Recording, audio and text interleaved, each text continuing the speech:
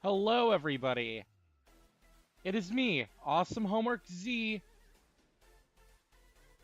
I hope you all are ready for an awesome tier list ahead of us. We have a ton of characters that we have to rank. And oops, I'm playing audio twice. Whoops. I don't stream often. I don't know if that was noticeable. But we have a ton of characters to go through today. Approximately 400.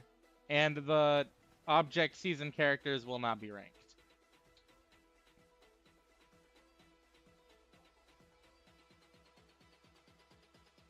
So, for our tier list, we have 1, 2, 3, 4, 5, 6, 7, 8, 9, 10, 11, 12, 13 tiers to go through. I hope you all are excited because we have a long stream ahead of us.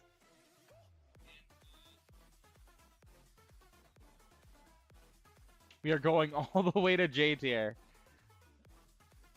Okay. I think we should just get through the early seasons that don't have much going for them very quickly. Alright. Most of the early seasons are going to end up in the low tier because nothing really happened in them. So, Mario did not do much, G tier. Ed was alright, D tier. Tom was a little better, C tier. Matt, F tier. Cody, G tier. Bart Simpson, H tier. Steve, B tier. Noob, C tier. Cleveland, it's a E tier. Junior, B tier. Shrek, Season 1 Shrek tier. Luigi, E tier. Nickel, H tier. Baseball, F tier. Kyle, G tier. Cartman, I tier. I don't like Cartman very much. So, season 1's done. Alright, we got awesome season 2 now. We have baseball. Baseball didn't really contribute much in season 2. So I'm gonna have to say F tier. Goes right next to other baseball. Matt, was okay, but I don't know. Still didn't really do much despite going so far. So Matt goes into D tier. Cleveland, E tier. Bart, our first A tier. One of the, great, there's a train. I love the train. Steve actually did a lot. I would say Steve in this season was a little better than Steve in All-Stars. So, A tier for Steve. I'm leaning on S, but I don't know. I'll stick to A. Nickel, I tier. Shrek was alright this season. I'll say a solid B tier. Cleveland Jr., D tier. I'll put him with Cleveland. Hello, cool guy. Oh, thank you, The Death, for donating $5. That is epic. I agree. Peter Griffin, I don't know. The Seth MacFarlane alliance is like a structural concept that was the only alliance in season 2 up until the merge.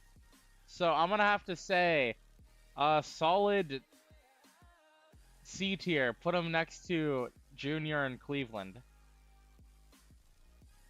Harold, also S tier. First S tier of the day. Harold was good in this season, and I'd argue one of the only good parts of the season. Lapis, I'm gonna say H tier. Giorno, I'm gonna say A tier for Giorno. I'm gonna put Ben in B tier. Squidward, I don't know why you're so high. You go to I tier. BMO did alright. I was too hard on BMO. BMO probably could have gotten into All-Stars. So I'm gonna say C tier. Muscle Man, I'm gonna put him next to BMO. Dementio did not do much this season, so we're getting a G tier for Dementio. Baldi won a lot of challenges.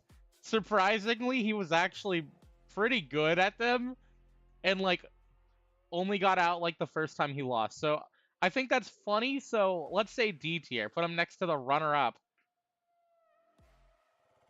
All right, Jonesy. Honestly, Jonesy didn't do anything aside from betray Sans at Final 6. I'm gonna say B tier for Jonesy. Not a very interesting character, and I would argue a pretty bad winner. Sans. Sans was pretty much did the same thing as Muscle Man and Jonesy.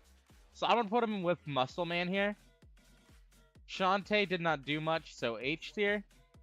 Eye of Cthulhu, I think is funny, so we're getting an F tier. Lego Yoda. G tier, I guess? Sure. Simons. G tier, next year, good friend Dementio. Robbie Rodden got out way too early. Right next to Lapis and Shantae. Our second S tier, Vsauce Michael was a fun character. S is too generous for someone who got 10th place. Fantastrophe. The GOAT. E tier? I don't know. Captain Sparkles, F tier. Maui, D tier. Maui was pretty interesting. I can't really say anybody from Season 2 was interesting, because Season 2 sucked. PewDiePie, J tier. I don't know who that is. PewDiePie was never in this season. Alright. Silver Koopa. I'm gonna say solid next to Fantastrophe. Pretty much did the same thing. F tier. Also, I'm gonna move Fantastrophe up to D and Silver Koopa up to E. And the last character, Thanos, got out in a 21-1 vote, which will always be hilarious. That doesn't mean you're a good player, though. So I'm just gonna say E tier and move on with my day. Alright. And I will order these after everything is ordered. Well, after everything is on the tier list. Nickel was actually pretty interesting this season. I will say C tier. If he got further, I could have saw him being a major threat and actually a pretty good competition to Lapis. Baseball, did not do anything in the merge. Made it much further than Nickel for once, and did not contribute anything else. Kyle, I don't know. Kyle wasn't really ridden well this season. Just cared about Cartman way too much. Our second S tier, Vsauce Michael. Cartman was even worse. I will say I tier for Cartman. Maui was fun. I do like the trio of Lapis, Robbie Rodden, and Maui. I think that was a really fun power trio. So I'm going to say C tier for Maui, and I'll probably put Robbie up here too. Thanos goes to J tier. Did not do anything. Oh, yeah, there are 3 baseballs in F tier. Oh my god. Alright. Dementio. I'm going to say next to Nickel, Dementio was also a pretty fun antagonist early on. I am very happy Dementio got time to shine. Peter Griffin, H tier, did not do much other than be there to ruin the Kyle and Cartman dynamic. Alright. Lapis. I have mentioned how much I hate Season 3 Lapis winning, because I would say if there was any character that was rigged to win, it would be Season 3 Lapis. So I will say, because I do not like Season 3 Lapis winning in hindsight, especially in the Final 4 challenge, Fire Making, where it was between Lapis and Scott, there is no way that a water-based character should have won a fire-making challenge. Though, to be fair, Scott has probably never touched grass in his life, so if there was any character who would never actually be able to make a fire, it would probably be Scott. I don't know. I think there was a lot. This is like Heather from season 1 of Total Drama, where arguably you could say a lot of the events were written around a character as an antagonist rather than a character naturally becoming an antagonist. So I'm gonna say D tier, but yeah. Giorno was pretty fun, not as strong as Vsauce. He's just not nearly as social as Vsauce. So just a step behind, I'll say. Oh, that is true. That is true. Scott did win fire making in CEO C3, which is really funny. Because Scott could have just gotten out in the 3rd season again to fire making in 4th place. Alright, Robbie Rodden next to Maui. They are pretty interchangeable, though Robbie had a bit more plot going on, so I'll actually put Robbie in B tier. Moses was a fun player, for sure. I really liked his connections on the new team. And I'm happy that Moses got a chance to go far in Season 9. Arthur. Oh, Arthur. I wish that Moses made it to merge over Arthur. That would have been a lot more fun, because Arthur just proceeded to get out right away anyways. So I'm going to say E tier for Arthur. JFK. Ira wants to put him in A tier because he was funny. So A tier for JFK. He was funny. I liked him, so I brought him back. All right, number 1 played a pretty bad game. Very, very like volatile player. I'll say E tier because he at least did stuff while baseball didn't. Gadget was good, but ended up being one of the more forgettable members of the Merge in the season. I'm glad that Gadget got to come back. He was a pretty fun player and had some pretty interesting connections, but definitely felt like a side piece to the main course that is Grunkle Stan, who will be going into the S tier. Definitely the funnest character, and I'd say probably the player that deserved to win the most. So, yeah. Stan in S tier. The Big Cheese was okay. I mean, like, for one of the only players from Season 3 who hasn't returned yet, I think the Big Cheese was fine, but didn't really contribute to anything interesting in the season. So I'll just say F tier. Ryuko got out way too early to really do anything. Scott, going into S tier, Scott was fun. I loved his duo with Reimu, even though Scott, canonically in the Scott the Woz universe, hates anime. So, S tier, because I think Scott was fun, had a lot of good interactions, and was a very good presence. Reimu, I will also be putting in the S tier, because, just like I said with Scott, her dynamics with Scott were very fun. I'd argue a little bit more interesting than Scott, because she did have more active connections, while Scott took a little bit of time to start becoming his own character. So I'm going to say, once we get to it, Reimu will be above Scott, but both of them are good. Mung Doll was pretty solid for the most part, a fun free merger. Honestly, I feel like this is probably one of his better seasons. And that's saying a lot because he's going in the D tier. Alright, Gary, the snail is going into awesome J tier. Number 1, this is gonna be a pretty high-end, a pretty top-ending season, rather than the bell curve that is Season 3.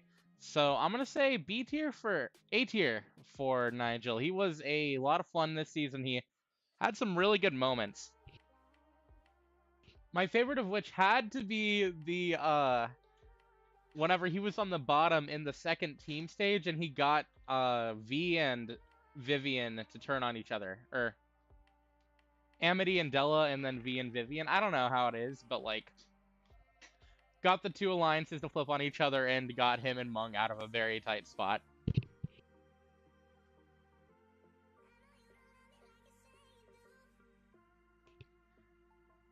Alright, we got Arthur.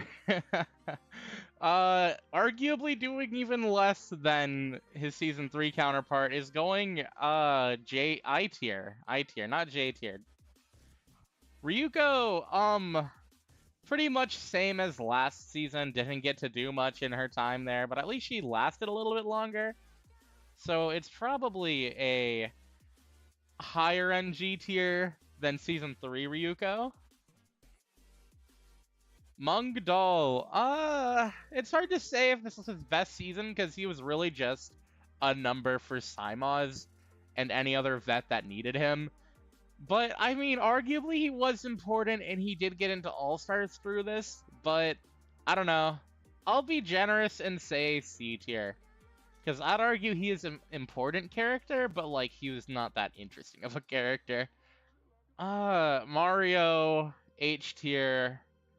Didn't, like, Mario never has done anything in a season that isn't, like, a non-canon spin-off or alternate universe spin-off. So I'm just gonna put Mario in H tier. Luigi, however, did a good amount more than Mario this time around. I will say E tier. Ben Tennyson. We're going high end for this one. Ben was a B tier character, was a strong leader, and, like, he was, like, you know how Della was, like, Amity's shield?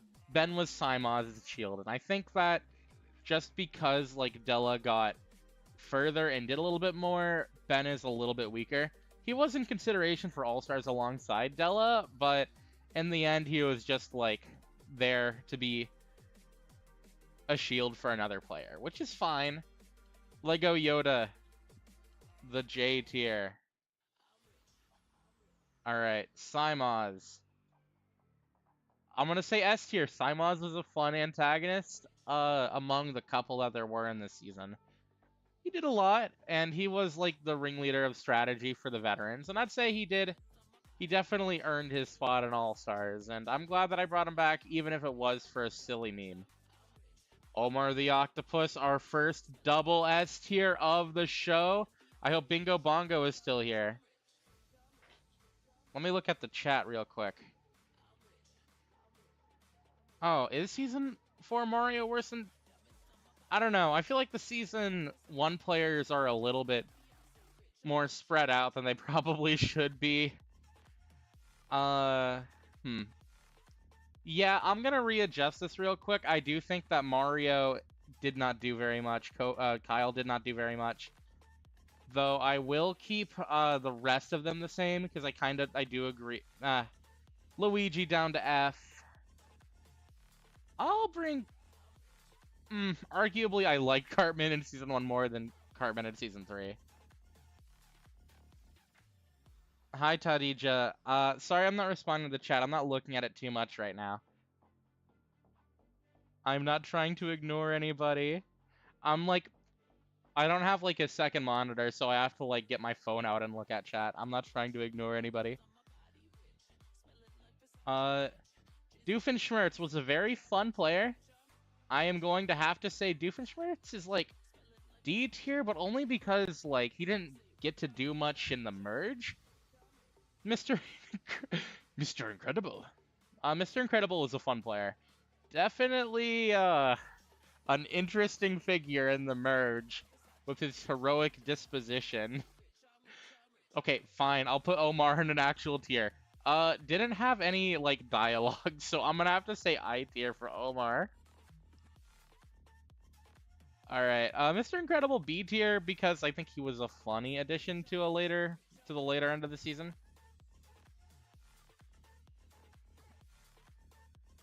Amity. Amity is probably the first actually good winner.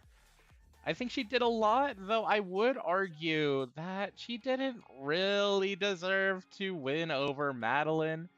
I think she just had more numbers in the end, and I mean, that's fine. But, yeah. Alright. Twilight was a very fun early boot. I think she got to do a lot in her short time. And that's nice.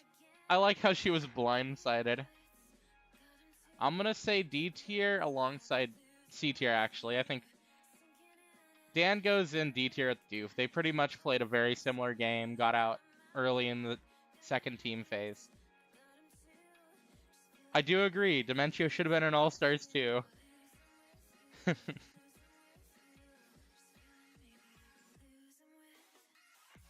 Alright, Tord. Yeah, I'm gonna have to say J tier. Tord did not have a single event in Season 4. So, yeah, lower end for Tord. Yeah, Dementia wasn't in, mainly since Mimi was already there, and I felt like Dementia would have been targeted very quickly regardless what team he was on. Though I could see the argument that he could get his way out of it. I just didn't see much riding potential of Dementio at the time, though if I were making the season cast now, I would put Dementio in over Peppino. Hello, Red Panda! Our very first double S tier, Grim was the mastermind. He had to play from the bottom for most of the game, like almost the entire game, and somehow managed to get in 5th place. Very impressive, and I loved his connections with Madeline and Vivian. He's a very good player, a very good opportunist, and probably the character that I think CEO owes the most to, because Grim was like the strongest player for a very long time. Della goes in here with Ben. Ralsei was okay. Ralsei was just like too friendly and got into too many alliances. I'm gonna say D tier, didn't really do as much as most other players in the second team phase. Parappa, yeah, G tier, not bad, but like definitely weaker than the alliance he was in, which is why he got out first of them. Will there be a Winners at War? Absolutely. I'm not sure when it will be. Probably whenever there's like enough winners to make a good cast for it. Maybe sometime in like the mid-20s of seasons, we'll see. Is Marceline gonna appear again? I'm gonna have to say probably.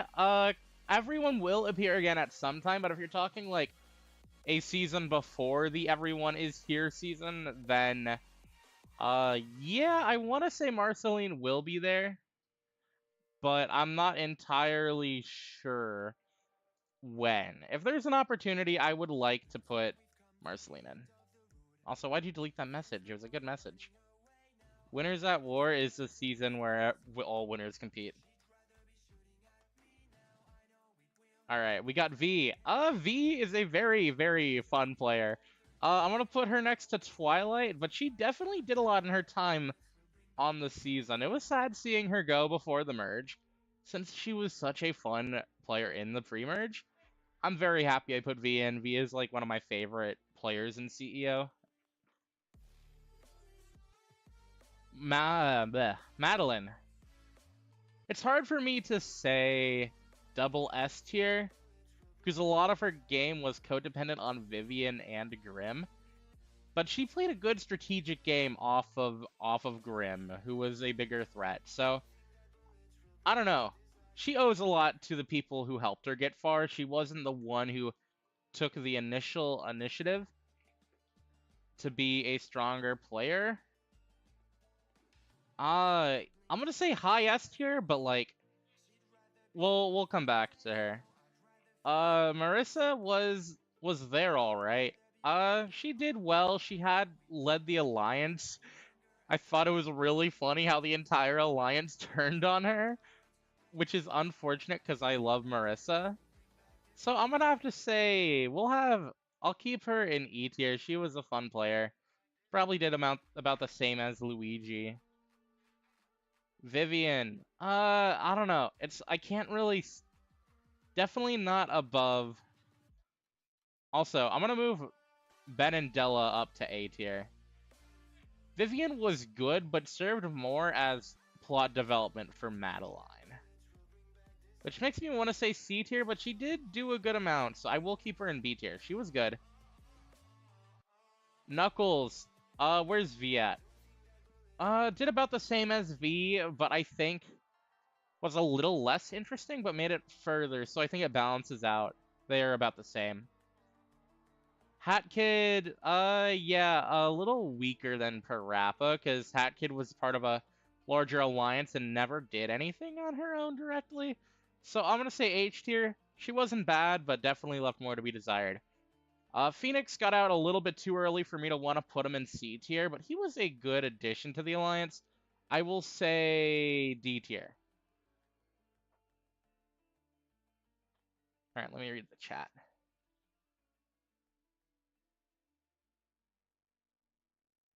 What if Knuckles replaced Rouge in Season 9? They're very different characters, so that would probably like impact the whole game, given how essential to the strategy Rouge ended up being. So, I mean, I guess I would say Knuckles would probably go far, but the people who would get far would drastically change. I think that would mean Luz has a chance to get further, Puss has a chance to do more. We'll get to that when we get to that, but there are a lot of characters who definitely felt like they were on the weaker side of Season 9. Okay, Season 5. I am going to rank Season 5. I don't...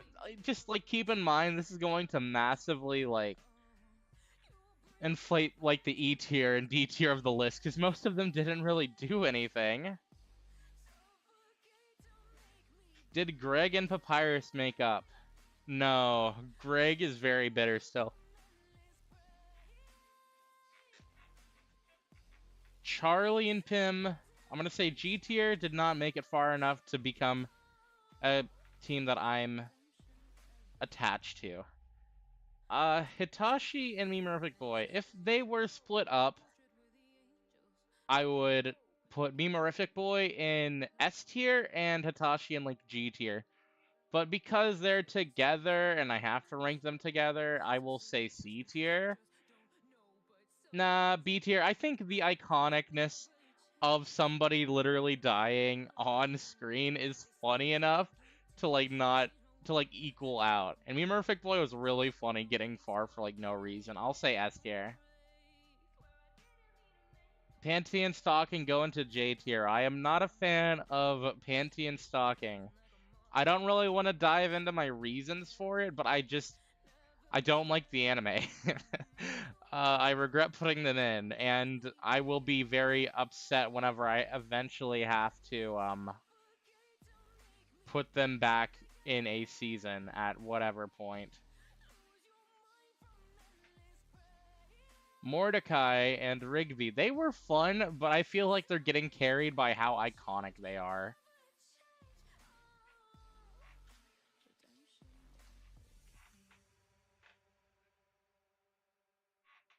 The 100 Gex were okay. They didn't make it very far, so I'm gonna have to say G tier. I will say Patchouli and Alice, they actually had events with Dan and Chris. So I will say they are high up just for that. And were probably more interesting than the majority of the game. Princess Bubblegum and Marceline are good. I like them. They were good picks. Dan and Chris, despite getting 14th, easy S tier, A tier. They were good, but like not Memorific Boy good. And they did have plot going on. I just feel like they got out way too early. Doofenshmirtz and Vanessa. I don't know why I put them so low here, but we are going to B tier. They have the same issue as a lot of the late game teams, where not many of them got any events at all. And, you know, they're just there. They move across the screen. I don't know. This season was fun, but, like, ranking them is annoying. Velma and Shaggy, I will say E tier. They were okay. Tom and Jerry, realistically, should not have gotten out this early, but because they did, I will have to say I tier. We are going to have our second S tier of the season because Earl and Flint are a very fun duo. They never got below 10th place in a leg, and that is very impressive. But they are on the lower end of S, mainly because they did not do anything event-wise. Rick and Morty, J tier. I do not like Rick and Morty. I am biased against them. Lashana and Harold. Lashana and Harold are fun. I will have to say C tier. They did well, but probably not well enough to say that they deserve to be in a higher tier. Button and Porky are funny, but only because Button and Porky made everybody I showed it to who knew what they were laugh. I will say D tier, but they realistically are like lower. Match and Pencil got out too early. Fan and Test Tube were pretty fun. I like them. I'll have to say C tier. Wario and Waluigi, C tier. They were fun. Cleveland and Junior, B tier. I love Cleveland and Junior. Oh, we got a super. Yippee! Thank you, Red Panda YT. Alright. Crewmate and Fall Guy are funny but low placing. Hello, Just Galley. Akko and Diana, I really like their source, but like I don't think anyone really knows who they are. Personally for me, I like them, but that's only because they're like some of my favorite characters in media. So I'll just adjust for that bias and put them in C tier.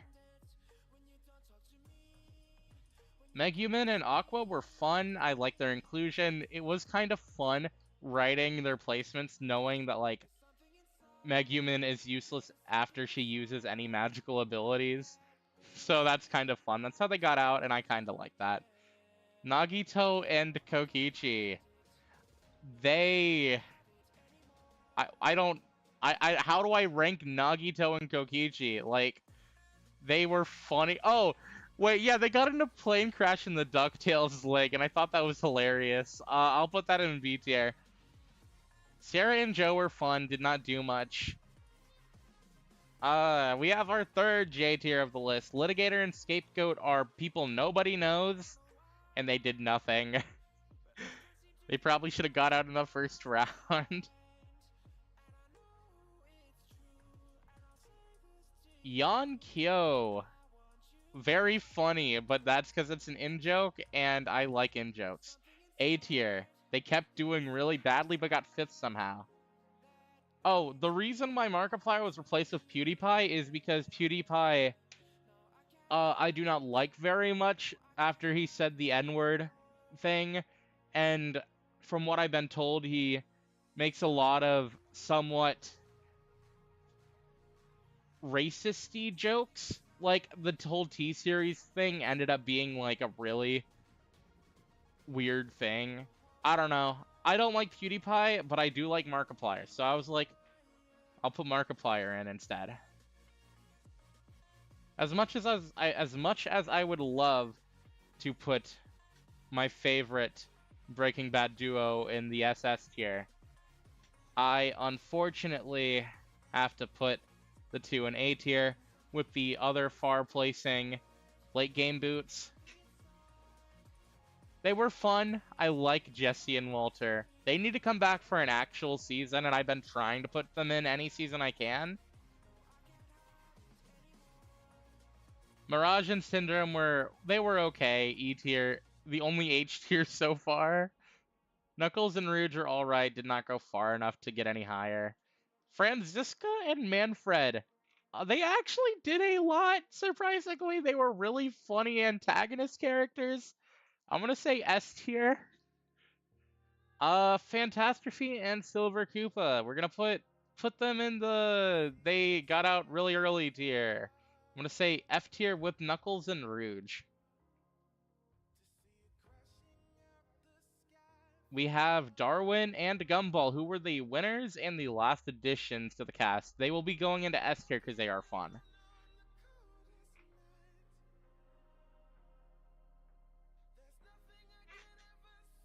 remember when Twilight used the Chance Time idol on Benson? Twilight would be out. That I don't think it would change too much since Benson and Twilight were roughly in the same position. But that does change the rejoin. That would mean that Lose Token wouldn't join. That would just put Jesse into the first place slot, since Lose Token cannot place anywhere other than second. Though that means Twilight could potentially rejoin there. But I don't think she would win necessarily. She does have really strong magical abilities, but if Pokemon is anything to go off of, magic abilities are usually psychic or fairy related, and metal types, which would be steel types, would resist that. I am going off of Pokemon logic. We have Season 6, Yippee-Ki-Yay. The season is kind of, it's alright. It's definitely one of the better seasons. It's just hard for me to sit through on a rewatch. I was thinking of doing an all YouTubers season for a classic twist, but then I realized I don't know that many YouTubers who would be interesting and are diverse in any way. Like, most of them are just like Scott the Woz video game reviewers, video essay writers, etc. Though I think a couple ideas I had, I wanted to put Salty DK Dan in a season. I wanted to put, I wanted to make Sam O'Nella come back in that season. I was considering heavily putting Jaden in. Okay, F. You know, as much as I would like to put F and F tier. Yeah. I can't do the bit. Actually, Cool Guy 1118, I have to say, that's not true. The highest scoring player of all time is actually Pacesetter. And if you're only including Era 1 players, then Reimu would be on top. Reimu and Memorific would... Well, actually, Memorific would be on top because of first and second place. And then Reimu would be second, with second and second. Oh, I should explain Lightbulb. Lightbulb, literally did nothing the entire... After the round she won HOH. And that's kind of funny. Why did I put Balloony and Balloon on the joke twist and the jokes team? That is because, let me scroll down. Yeah, these two are... The joke is that they're both balloons on the same team. That is the only joke, and that is why they are on the joke team. Okay, Peridot. For a fourth boot. This might be surprising. I'm putting Peridot in A tier. Peridot got a total of 27 votes. Getting the third most votes out of any fourth most. It's either third or fourth. But, the third or fourth most votes out of any player? And she got out fourth. Not to mention she got full power for a week and was a very, like, important player. There is a reason that she won the second season of CEO Classic. Peridot is a very strong player. I love her. And she needs to come back. Luz was a fun alliance leader. I liked her. I will have to say D tier.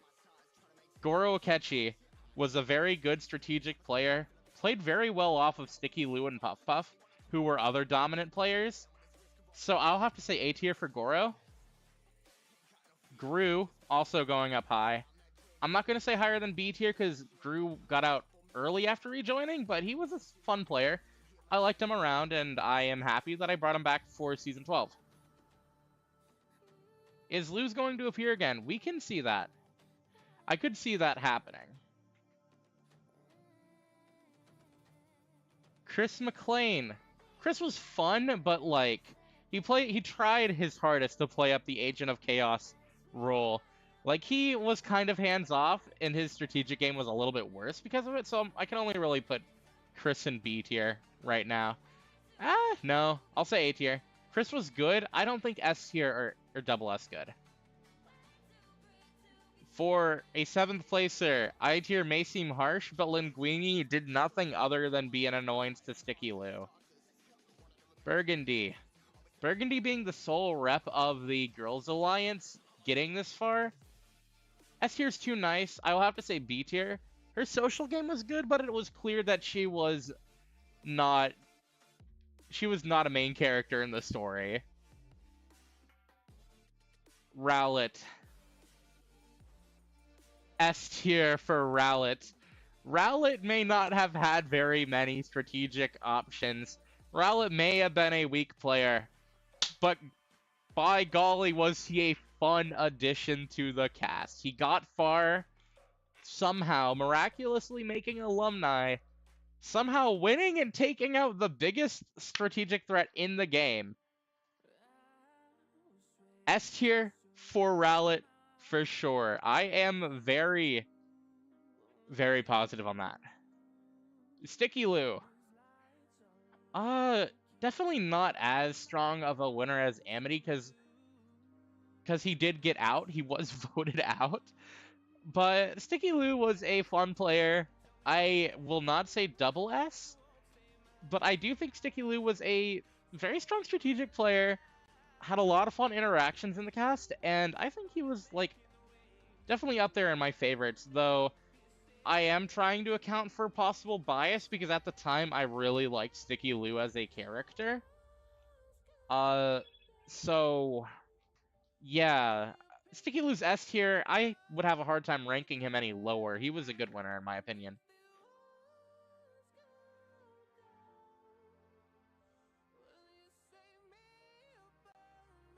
Two got out early. I'd say similar to Peridot, except lacked the coolness of getting so many votes.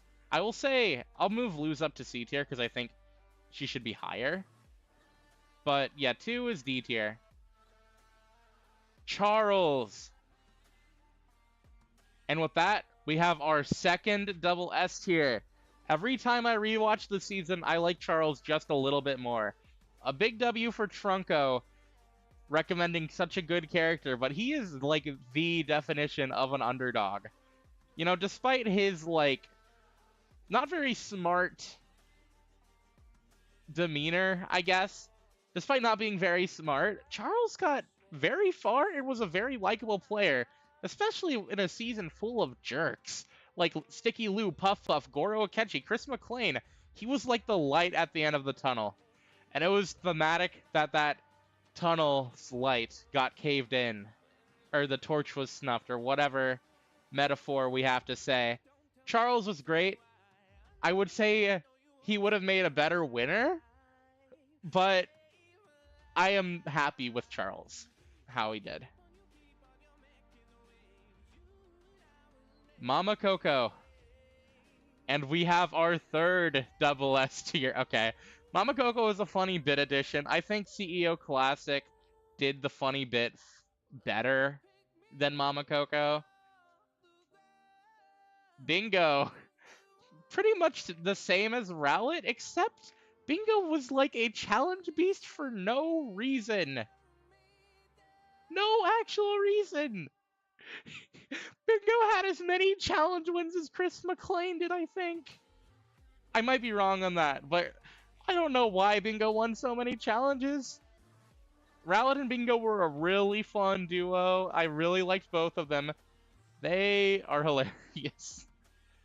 Marble, I will have to say G tier. No, F tier. Also, moving Lightbulb down to G tier. Was a fun member of the Alliance of Two and Charles. He was a fun friend. I like Marble. But I really can't say that Marble deserves any higher, and probably won't come back for at least a while. Why wasn't Bingo in the first All-Stars? It would have been really funny to put Bingo on the Brawn team. I was just kind of strapped for cast slots because I did not want to go over 30. I feel like the season would probably be a little bit better if I made it 36 and I added like Bingo in, added like Bart, Ben 10, Della. I don't know. I could definitely see a good cast with a much better cast with 2 more additions per team. Season 16 is going to be the object season. It's all objects. The cast for it is down here. It is not released yet, but it is close to being finished. It is at the final 19 out of the final 18 out of 60. Party Phil got out too early to do anything, so I will have to say next to Mama Coco for you. Captain Underpants was fun. I like Captain Underpants. He's very silly, though. I think I'll say E tier because I feel like actually D tier. Why not? Why not? I don't know. Captain Underpants is very fun. Definitely a character I think deserves to be brought back sometime. But as is, Captain Underpants is kind of... Oh, also, thank you, Red Panda, for the donation. Very fun. A little sad he got out so soon. It would have been really fun if, like, Mr. Krupp or someone, like if he, like, turned into Mr. Krupp during the season. That would be a fun idea. Kirby. Had, like, no interactions with anybody aside from Darman. I'll say E tier because we love silly characters. Oh. Darman. You know, Darman... Okay, realistically, Darman is like, more controversial than PewDiePie in terms of what he's done. Oh, there already is a Tier Lister CEO Classic made. I just need to make a video for it. Darman is, like, a controversial person, but oh boy, I played up that manipulation to a very fun degree in the season. I'd argue he was, like, one of the best, like, he was the best early antagonist, and served as a really good, like, his elimination served for a really good turning point in the story. I will have to say he is very funny. A tier for his gameplay alone. But I do not support Darman in any way. He is not a good person. But A tier for his gameplay.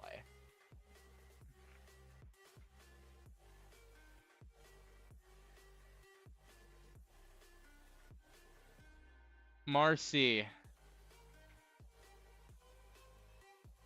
Marcy was okay. I'd say she played a very similar role to Luz, but I didn't really know how to write her because I had never watched Amphibia. Actually, yeah, A tier's a little wild. I'll say B tier. Actually, deducting points for being a bad person, we'll say C tier. But yeah, Marcy, I don't really know that much about, but she was a fun addition, very similar to Luz. I think she probably had a better shot at going far than Luz did. I think that her gameplay was pretty solid overall. Darman underpaid his workers and something along those lines. All right. Akinator was a very fun character idea, but I cannot put him high. Ned Flanders was, like, the supposed hero, but, like, realistically, Ned is not a hero. I think B tier is good. Ned was great. He was fun. He did good in challenges, and was a pretty fun addition to the cast. But I would argue pretty much everybody above him is, like, everyone above him is, like, significantly better. Yeah, Akinator realistically did nothing. I'll just say, like, H tier. Early boot. And the last character of Season 6.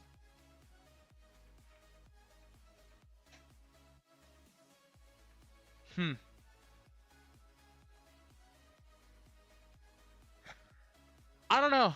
It's kind of like... I'm kind of, like, on the border of high S and S tier. And double S tier. I think he deserves it. He was a very good player, was a very big target throughout the entirety of the game. But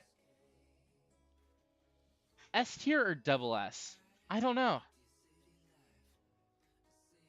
I'm gonna say high S for now. Probably like, okay, yeah. If Simons and Madeline are on S tier, I would say Puff Puff is not S tier. Okay, season 7. Tom. Tom was a pretty good strategic player. I'm glad that Tom got the chance to play in a season that was not season 1. Proved that he was a solid winner. I'll say B tier. He had a fun game. I really liked his connections with Grim. Sticky Lou. Fun fact, Sticky Lou has, I believe, the third... Sticky Lou had, I believe, 28 votes in season 7. Which is one more than Peridot, which I think puts him in either second or third. I can't remember if anyone in season 15 had more votes. Yeah, this is the first season with character drawings, and I really like those. I'm glad that I started doing that because it gave me a lot of good art practice. I'm double checking it now. Let me see. Did anyone in season 15 get over... Oh, yes. Sticky Lou was dropped down by another player in season 15. So yeah, Sticky Lou is currently third place in vote count. If we're ignoring season 11, of course. Yeah, Sticky Lou... Wait, where's Sticky Lou in this season? Oh, yeah, SS for sure. He had a huge target on his back the entire season. I'd argue he played a better game here than he did in season 6. And it's kind of ironic that the two best returning winners are both Toontown characters. Oh, hello, Train. Sticky Lou was an amazing strategist, a huge threat, strategically, had great item plays, and was like the front runner for strategy alongside Grim.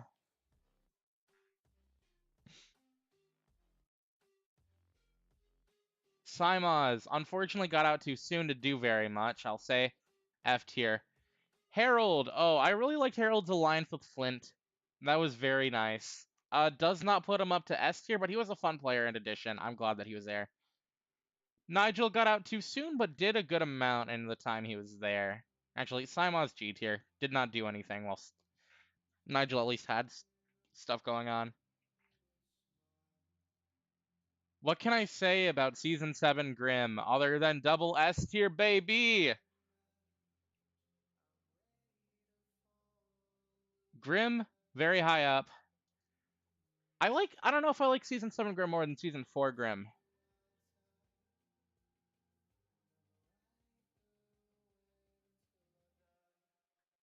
I don't know. He was a very big threat, a very big front runner. I like him a lot. I kind of feel like, I don't know. Is double S tier a little too much? I don't know. I'm happy with it.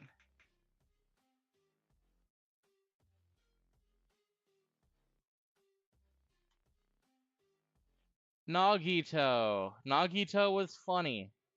What else can I say other than Nagito was funny? I'll say B tier. Not as good as Harold. He was a pretty good source of chaos in the season.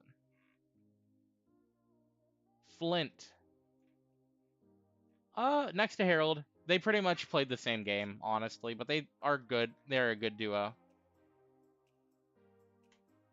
Amity. F tier? Didn't really do as much as Nigel, but I don't know. She kind of felt a little bit underwhelming. So she's a little bit lower for me. Lapis. First boot, what can I say other than I tier? Stan was pretty weak this season. Like, he got merge. He had some decent connections. But I don't know. He kind of left me disappointed. I wish he did more. Shrek, H tier.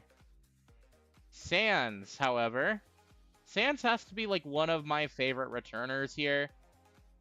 Strictly because Sans was such a fun and interesting villain. He could have played a very good villain role, but he got out too soon to really do it. I think he had a lot of potential left in him. Puff Puff. I'm going to say C tier for Puff Puff. Definitely like the main character of the strength team until he was voted out. He could have done really well in Merge if he made it there. He was very close, and I definitely could have seen him becoming the primary villain again. But I think C tier is fine. He did well, he served a fun purpose. Memerific Boy. You know, in the first tier list video, I ranked Memerific Boy on the top. Memerific Boy, B tier. I don't know, okay, I have to admit, Memerific Boy winning didn't really make sense. He spent the entire first half of his game, strictly wanting Gumball out. And after that, he did a little bit, but, like, he didn't really contribute as much to the strategy as much as these three and some others did. Definitely felt like a bit of a random pick to win out of all of them.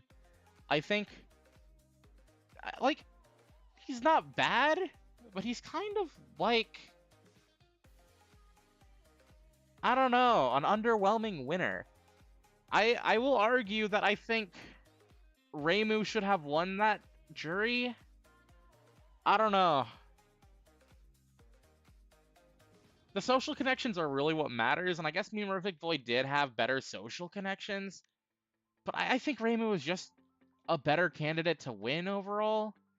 I don't know. You could have a winner that makes sense, but be a worse option than another jury member.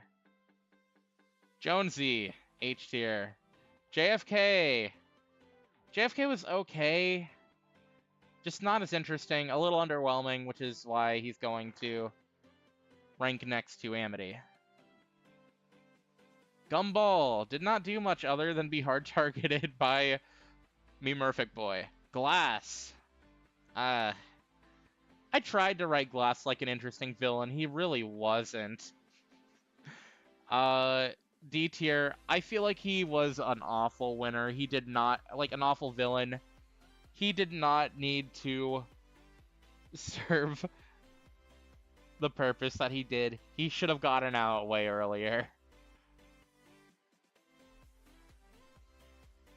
Chris McClane was okay, I guess. Got out early. There's not much to say. I will argue that Steve in this season is worse than Steve in Season 2. But, like, they're not far off. I just think Steve actively did more in strategy this season. But I think Steve was very funny. His challenge performances were just his Minecraft updates. Like, because Update Aquatic 1, Steve wins the swimming challenge. Or because pottery is being added to Minecraft, he wins the ceramic challenge. I don't know. Steve was fun. It was kind of funny how he was an outsider. He's close to a Season 2 performance here, but I do think he's a little weaker. Scott, very good early pre-merge boot. I think some early pre-merge boots can serve a fun purpose, and I think that Scott does. He was there, he was a good threat. I think he probably would have made the season a little better if he made it a little further. Like, if he made it to the merge, I could definitely see him shaking up the game a lot, and potentially winning off of it. But yeah, C tier, I feel confident in that. Like, I prefer an interesting pre-merger over a boring merger. Yeah, Steve does have the idol still. He hasn't come back, so he hasn't gotten a chance to show it off. Alright, Reimu.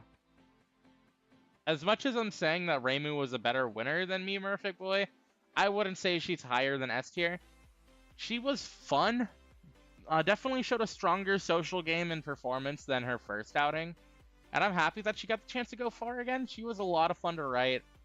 And as a big Toho fan, I am happy that the main character of the series got such good representation in the series and got to go far.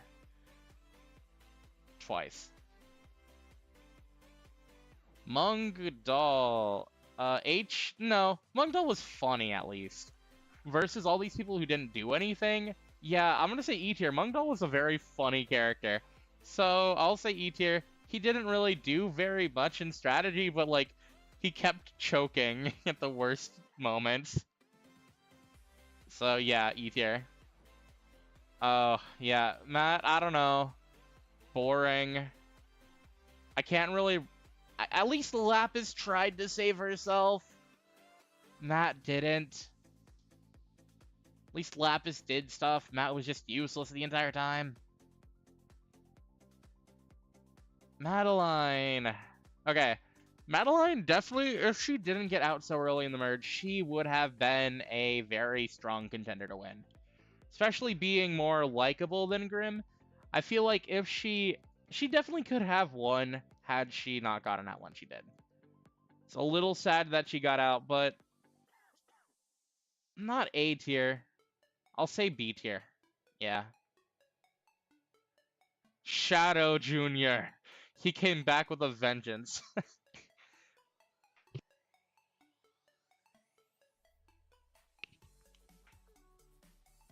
Well, Matt got second in season 2. Shadow Jr. did a very, I don't know, very interchangeable with Steve for me. But, like, Shadow Jr. was more of a social threat and did a little bit more strategically than Steve did. I'm happy he came back and played and got 3rd place. I'm happy. I don't think Junior would have been a better winner than Memorific Boy, but I do think that Junior was a funnier player. Ed. Ed was a fun social player and a potential threat to win if he got the opportunity. I'll say A tier. I'm happy he got far, and I'm happy he got to shine without the other Edgeworld characters, because he definitely has potential to do well in a season on his own. Charles. Charles is such a major character in the pre-merge, just like Scott. So I'm going to put him in C tier with the other strong pre-mergers. Charles is consistently a fun character, and I wish he did get the chance to go far. But I'm alright with how he did. I'm not as upset with Charles getting out as I am with Puff Puff or Scott, who definitely could have been strong mergers. Burgundy had a pretty weak outing, but at least had some interesting strategy in her elimination round versus Matt. So I'm gonna say H tier for Burgundy, yeah.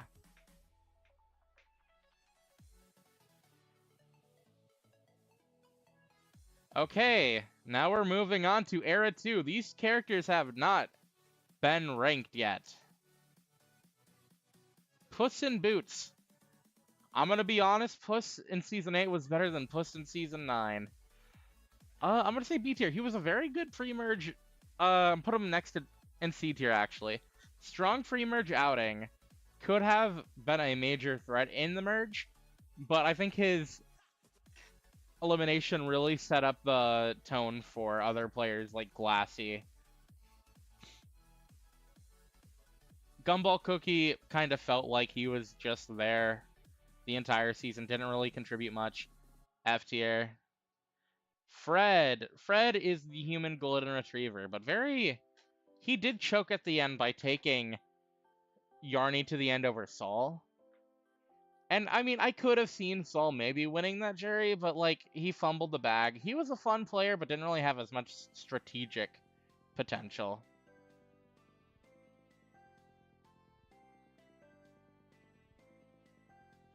The Second Coming was a very good player. I'm going to put him in S tier, because I think the Second Coming was such a fun player.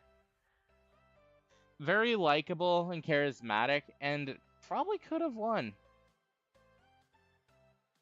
Incidental 40. I had teased this in the thumbnail, which I don't know if the thumbnail worked. but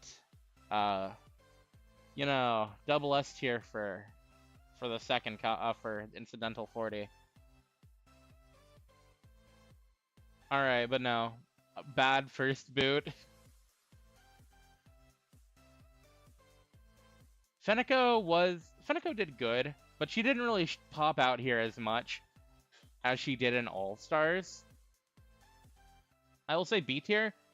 We got glimpses of what she could have done, but she didn't really do as much strategically here yet. Oh boy. Saul Goodman, our 5th double S tier. Very good villain, as Saul Goodman should be. I love him. He's such a good player. Very chaotic, very fun, and, you know, everyone knows he's a sleazy dirtbag. And that's why I like him.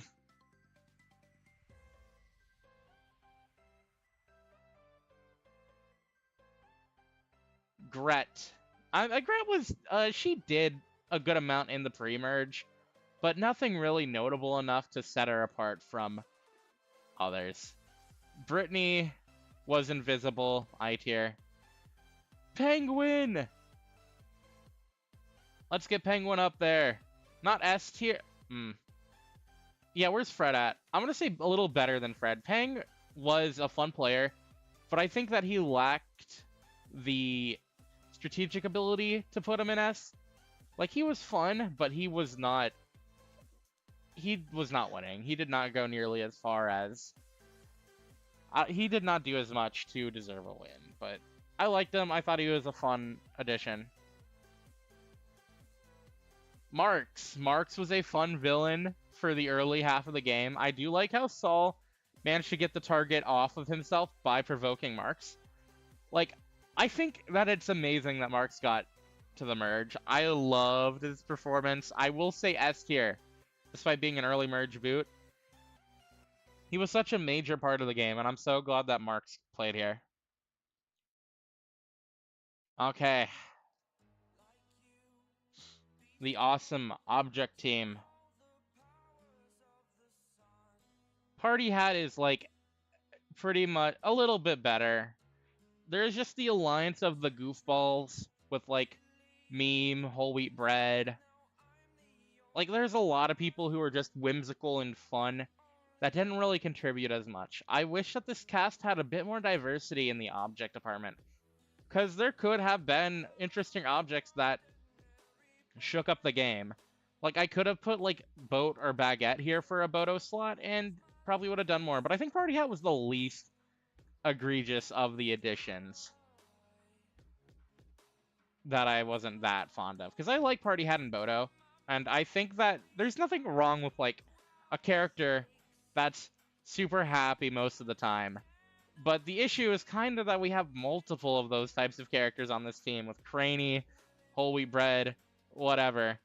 I probably could have, like, swapped out Whole Wheat Bread for, say, a character from another show that's, like... Maybe I could have put in, like, I don't know, let's say, like, Pencil or someone. Not Pencil, but, like, someone with better strategic ability. I don't know, Party Hat's fun. Cabby was alright. I don't know, C tier? She was a fine strategic player. I don't know, I'm not really that big on Cabby and II. Yeah. Craney was fun. I liked their silly... I like the aspect of Craney just, like, not having limbs and being connected to the sky. They were fun. I'm happy that they were, like, one of the better objects, but still, being one of the better objects is, like, B tier still. Tree. I don't know. Tree was fun. Tree had strategic potential. I liked his leadership with Fred. I think that if Tree got further, that there could have been a little bit more with that going on. Glassy. Season 1 Shrek tier, obviously. No, okay. As much as I do not like the creator of Animate Battle, Glassy's gameplay in the season is very good. And I don't know, A tier. A tier sounds good because I think Marks was significantly better. Glassy was a very fun player, a very good villain, and a very good way to play off of the rejoining Boxing Glove and Yarny, and set up really good for their duo later on, as being the temporary villain to keep them apart.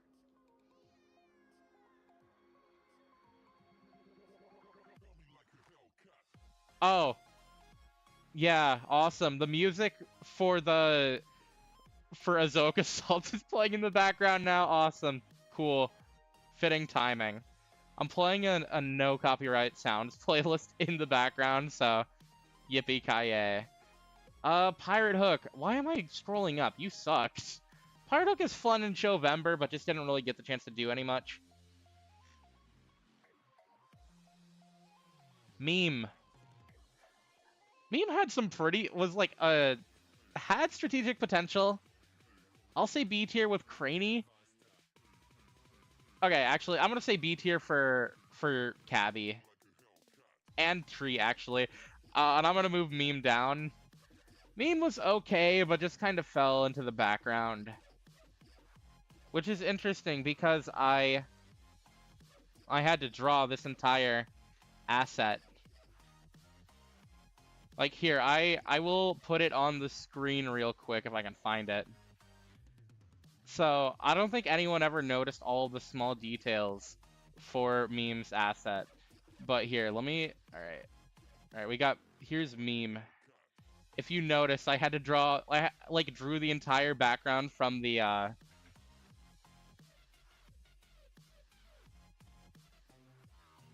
actual like asset rather than just like copying and pasting it. I like this. I thought it was fun. I had fun drawing Meme. All right, back to the tier list. All right.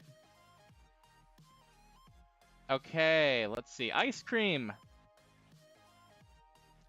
I don't know. Ice Cream was never a fun player. Holy Bread was fun. I really like the idle play. I think that puts Holy Bread at least in E tier for me. Thank you. Oh, Raymond, the deal with the AIB creator is that, Droink supported Taylor, who is a known racist. So, I don't know. I mean, Groink's been, like, trying to distance from the community, and I can respect it. I don't know. Not my place to really get up in arms right now. It's a live stream. Yarny. Definitely, like, main character energy.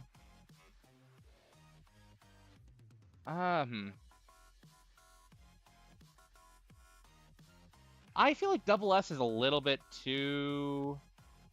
Hi, Verizon ad. Double S is a little bit too nice, I think. Yarny is definitely high S, but I don't know. Probably the best winner as of this, like, by Season 8. I think yeah, I can definitely say Yarny, best winner by Season 8. Beats out Sticky Lou and Amity by a large enough margin. Yarny was strong, and I liked his gameplay and his connections. He was such a fun player to write. You know, I'll say double S tier. I like Yarny a lot. Boxing Glove. I'm not going to say double S tier because Boxing Glove was way too dependent on Yarny for me to say higher. But was a very fun, like, underdog overall.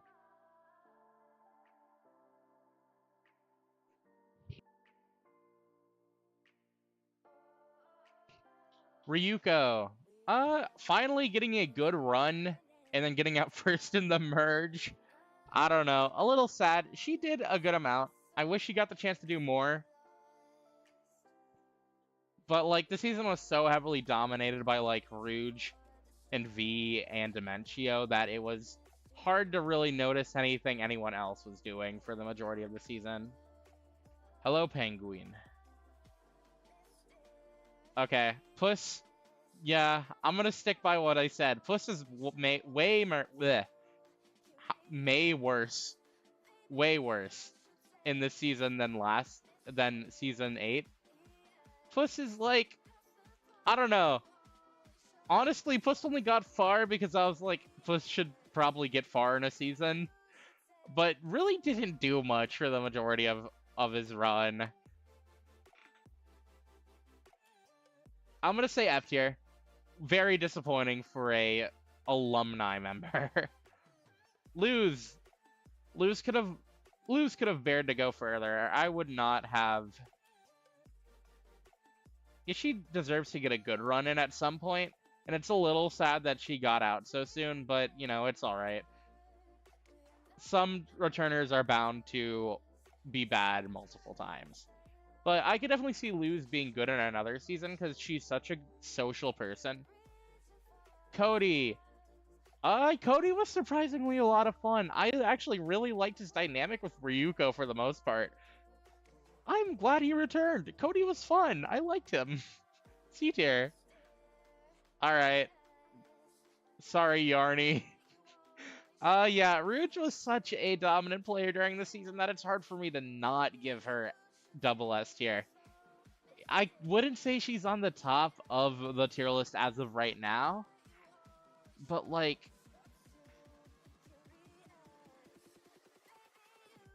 I'm putting you in timeout, Pang. I'll give you mod for the next stream. Okay, Moses. Similar to the Ryuko case, definitely deserved a far run. I loved his dynamic with Cerno in the second stage, and I think he like was able to uniquely be a. Okay, so someone asked earlier, what if I put Knuckles in over Rouge? And I think what would have happened is we could have seen a Moses winner. Honestly, I definitely see Moses and Knuckles allying, and Moses like being able to work with Knuckles up until he gets voted off for being a threat, meaning that Moses gets a very strong ally and gets in a better position because of it. I could see a Moses winner off of just Knuckles being in the season over Rouge. And actually, for that, I can't really rank hypotheticals, but I do think Moses is a B tier player because he's such a good, nice guy and such a genuine guy that I think anyone would want to ally with him, and that puts him in a really good spot. Eye of Cthulhu. Put Eye of Cthulhu in the I tier. Twilight Sparkle. Honestly, I'm gonna be honest. Twilight probably didn't deserve to come back into All Stars, especially since she was added over Trixie. I'm happy she did come back for All Stars because she was a good player, but I don't know. She didn't really deserve it. She fumbled the bag with 2 idols in her pocket. I don't know. I mean, it really set up Rouge as such a dominant player, but I don't know. Kinda choked. Not C tier. She was an important figure and did pretty well.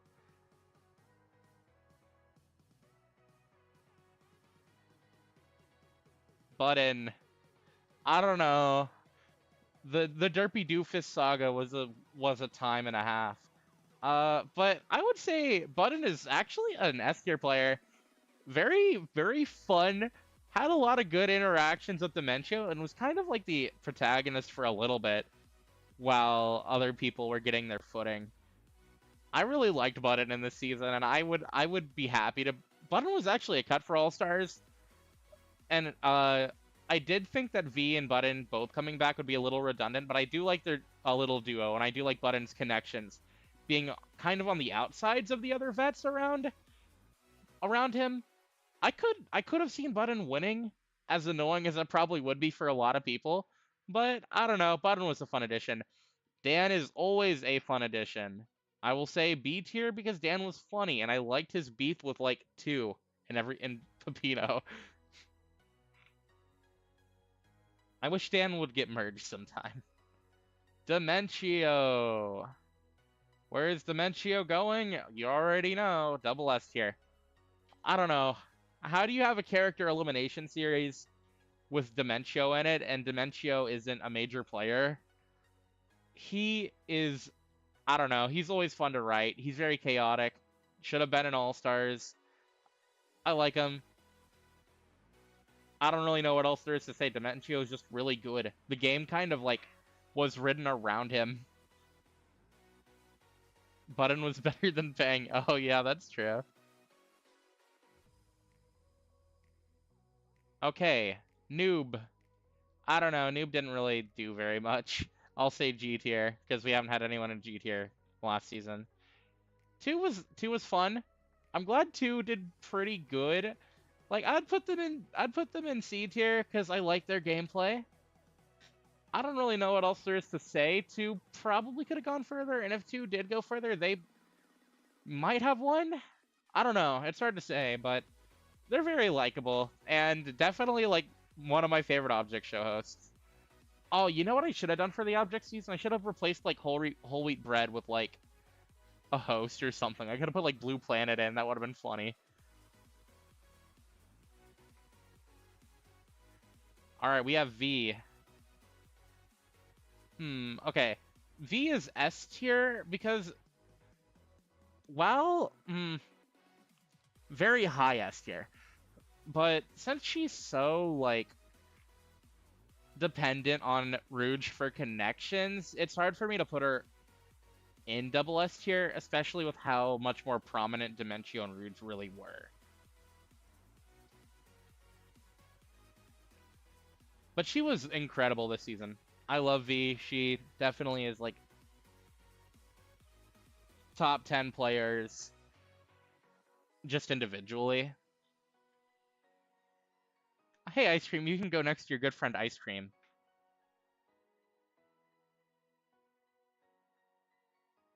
Squidward. Squidward was kind of funny. I wouldn't say anywhere higher than like G tier.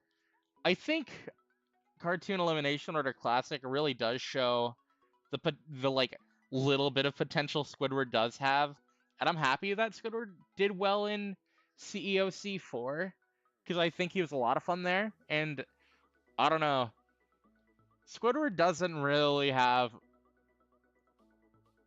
a great chance to go far in most situations that he ends up in. But, you know, whenever he does, he's always fun. And even for the little time he was here, I had a lot of fun writing him. Imagine being double J tier across both seasons.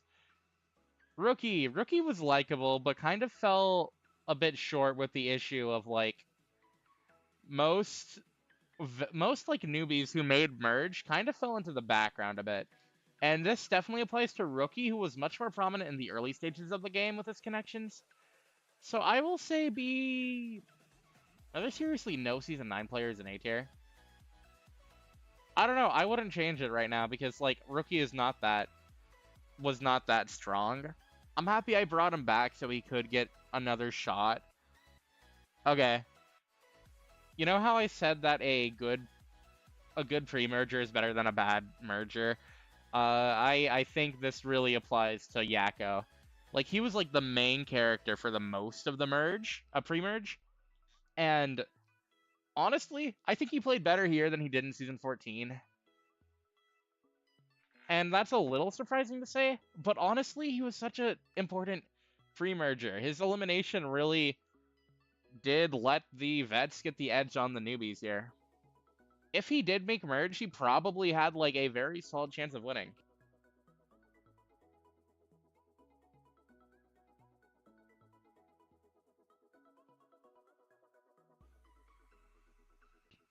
Sorry for the interruption. Okay. Spamton. I don't know. Spamton was okay. Spamton was here for a little bit. I don't know where I want to put Spamton. For the 2 rounds that he rejoined, I liked his little thing with Dementio and surviving like 1 elimination in total. I don't know. E tier is fine. He's alright. Laura. Despite this being the character that I guarantee you, like, nobody in the entirety of the community knows. I like Delora. Not D tier. Definitely, like, her connection with Quack was fun, but she didn't really have much of a shot to go far. I'll say D tier, because no one in Season 9 is in D tier yet. What a great metric to rate off of. G tier for Quack, fun pre-merger, not much else to say. Peppino. Peppino was fine. Like, the big issue with Season 9, it's a very solid season, except that the vets dominated over the newbies for the merge. Like, in terms of events, screen time, the vets really had it all, while, like, most of the newbies were left out to dry. I'm gonna put Peppino higher, because Peppino was the one vet that actually got the chance to do anything by connecting with, like, Dementio being, like, the mafioso to the Godfather, and actually having connections to the newbies. But that doesn't really change the fact that he just is, by definition, less interesting than Dementio in terms of gameplay.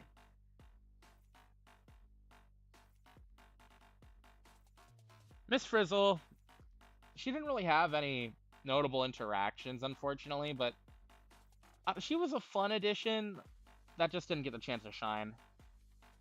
Alright, Marker. I don't know, Marker is pretty much just 2 but worse.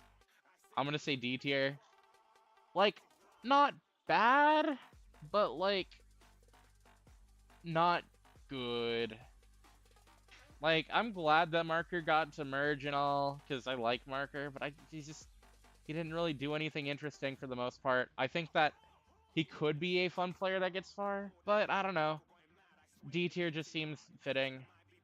Solar Flare, kind of purple edited, didn't really do much other than ally with Mr. Beast and Cynthia, which I think is a funny alliance. Cerno. Of course, the Touhou characters always have to be the most interesting of the least interesting. And I don't know, I don't even really like Cerno that much. She's not that interesting to me in Touhou, but I liked her gameplay a lot in this season. And it's a little, like, I'd say she's one of the better newbies, because she actually had stuff going on in the pre-merge, for the most part, with her alliance with, like, she had some pretty fun alliances with, like, Kronk. I love the Kronk alliance. I love the Laura connection. And, like, even kind of with Yakko. I think that, and Moses, I think that Cerno was a lot of fun, and definitely could have made it into All-Stars off of her performance here. Mr. Beast! You can call me Mr. How does it go? Can someone remind me of the lyrics to the song? Here, wait. Wait, I got you. Wait.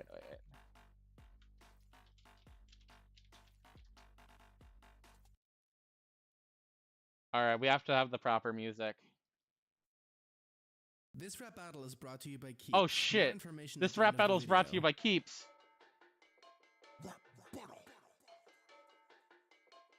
Salty Hood versus Mr.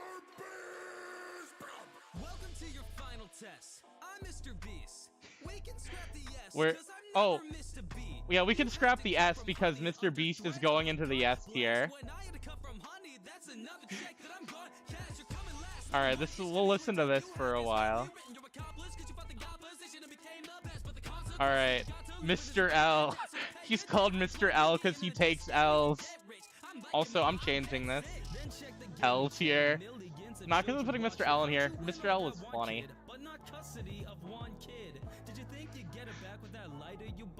I'm gonna say Mr. L's E tier. I don't know. I really wanted him to interact more with Dementio, but that was kind of hard. He probably should have rejoined over Spamton. He probably would have been more interesting that way. Suction Cup Man, easy I tier. just kind of an asshole. Benson.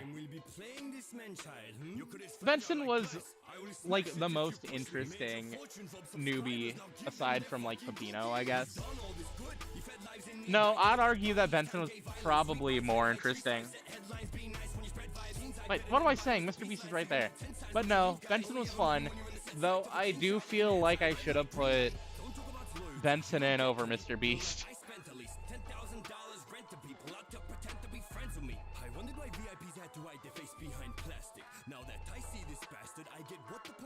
I don't know. Benson was fun. Cynthia, despite being like, being the third boot of the pre-merge, I think she was like the best newbie player here. In terms of strategy and capability, her getting out really turned the tide against the fans here. Yeah, that seems like a good addition. Like, I mean, a good placement. Yeah, and Mr. Beast was really fun, too.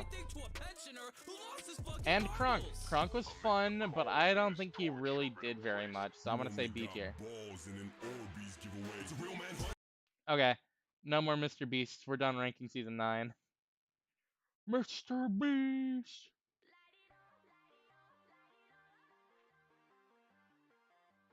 Okay, Season 10.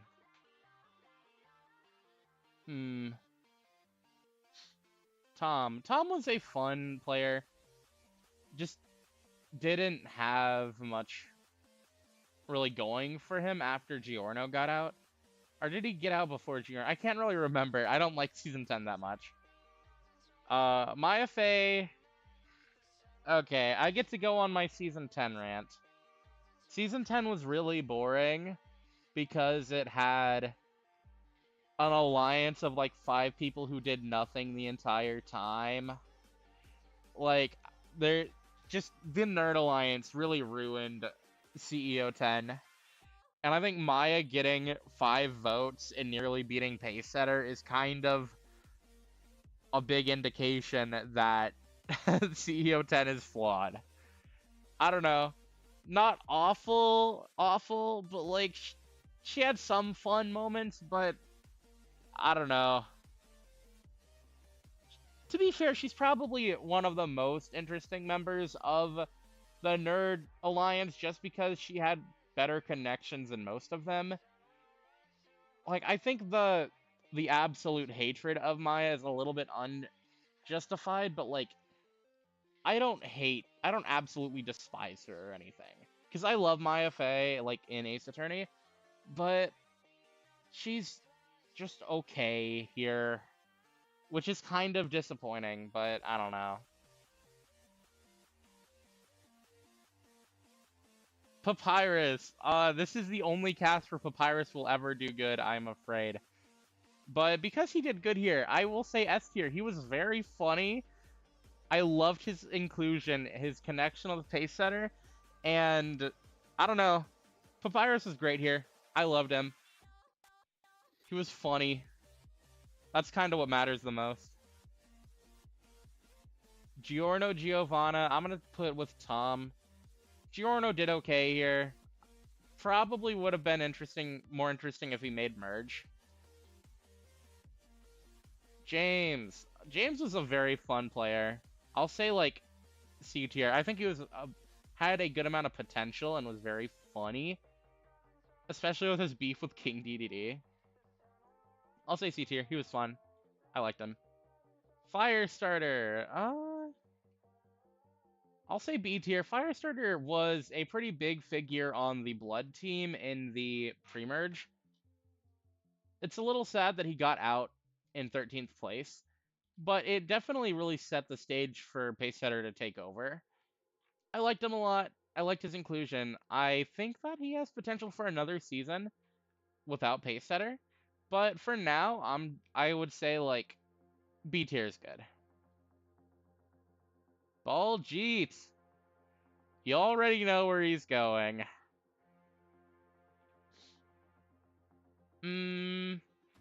Okay. Despite being an actual nerd, he was not part of the Nerd Alliance by any means, and I think that is so funny.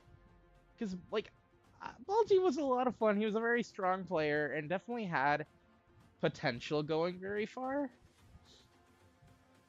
Though, I don't know. What do I say? I mean, Balji was good. Like, he's probably the weakest of the double S tiers. I'll be on it. Okay, actually, I have to look at it this way. Do I like Baljeet more than I like Madeline, Puff Puff, etc.? I don't think I do. I'll say high S tier, but like right now I'm not feeling S tier.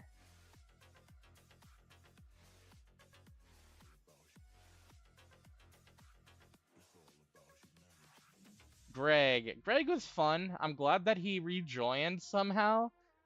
Like, his addition to the merge was fun. If he probably could have like shaken it up a little bit more if he was a better player. But I don't know. A tier might be generous, but I feel okay with it. Moby got first boot, but he was kind of a harmless addition. DDD. DDD was good. Is there anything new? He was a fun player. He was strong, had good connections, and I don't know. Is there really anything else to say other than S tier? Like, he was good. Tasha. H tier, fairly harmless addition. Marceline was lame. I gotta be honest. Like, member of the Nerd Alliance, much worse. Much less interesting than Maya because Marceline did not have branching connections of any sort. So I will have to unfortunately say F tier for Marceline, even though I really like the character. Okay, Lola was like here, I guess. Jerry was okay. I think he served more purpose being like a threat in the Redemption Island, giving advantages to players like Bugs. Pace Setter. Yeah, no, not double S. Pace Setter was good. Like, I don't know. His competition wasn't very steep. I think what Pace Setter does best in All-Stars is, like, he has a lot of competition and a reputation that he has to get over. But in Season 10, it kind of comes off like Pace Setter has some sort of, like, mystical challenge-making ability.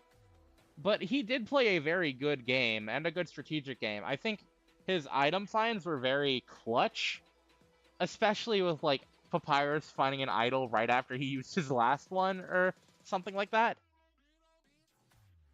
But, like, I don't know, Pace Setter's good, just not top of the tier list for me. Buford, okay. Buford is very close with Baljeet for me, for different reasons. Buford being such a big threat in challenges is really funny. And, like, honestly, Buford could have won this season if anybody other than Papyrus won the Final 5 challenge. Like, Buford was not going to be voted out at Final 5 had he lost.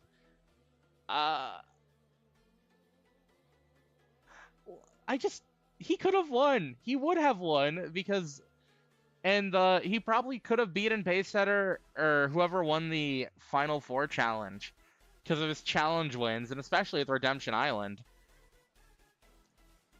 Honestly, I definitely could have seen Buford winning the season over Pace Setter. Would he have been a better winner? I don't know. That's hard to say. You know what? Buford double S. I think he played a really fun game. Alright. Roderick. I don't know. Roderick was here, I guess. Tim. Nerd Alliance, but slightly better than Marceline. I'll say D tier. And that's kind of insane for somebody who got into All-Stars because of this season. Tim was, like, like, the only thing setting him apart from the rest of his alliance is that he talked to Meta Knight, who ended up being such an inconsequential character to the season that, like, it doesn't even really matter. I don't know. Tim is fun. I like Tim still. Meta Knight, I'm gonna say B tier.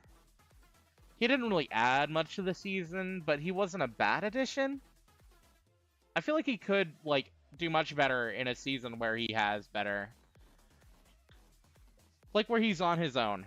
I do think Meta Knight could, like, genuinely win a season, just he needs to actively do more, and I think the fact that he was in a Blood versus Water season kind of set him back. Uniqua, don't really know where to put you other than H. You were harmless, but you got out early. Oh, wait, I should mention, the reason that Moby, Uniqua, and like all these other first boots aren't like in the bottom tier is because some of them actually did stuff in the couple rounds that they had of safety. So that's why I'm not putting Uniqua in I or L tier. And that's why Moby's also not an I or L tier. I don't know, Moby is probably, yeah, I'll put Moby in I, but like, I didn't hate Moby. Oh, also, Princess Bubblegum. Strong pre-merger. Had a really good showing. I'll say B tier. Very... You know what? No, I'll say A tier. Princess Bubblegum is, like, a very manipulative character, actually. It's kind of interesting, because most people wouldn't really pick up on that, since she's so outwardly friendly. But I think that really puts a lot of potential for any season that she plays in, because she's really good strategically over most people. Especially being like a ruler of a kingdom. Princess Bubblegum was such a strong player. And that's not the only strong pre-merger, because we have Bugs Bunny, who's also going to be going up into A tier. Just like Yakko, like, being a wacky cartoon character who's really good at getting connections and strategizing, I think A tier. Like, I liked both of them a lot more. You know, this season would have been a lot better if, like, Phoenix Wright or Vsauce Michael got out in the pre-merge. I'm gonna be real.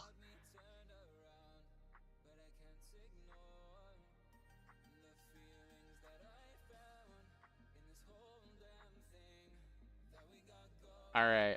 Phoenix Wright. Now, these are the most egregious additions of the lovely... I'm just gonna get Michael over here. These are, like, the worst parts about the infamous Nerd Alliance. And it's because these are veterans who have done very well in the past, especially Vsauce Michael, being so uninteresting.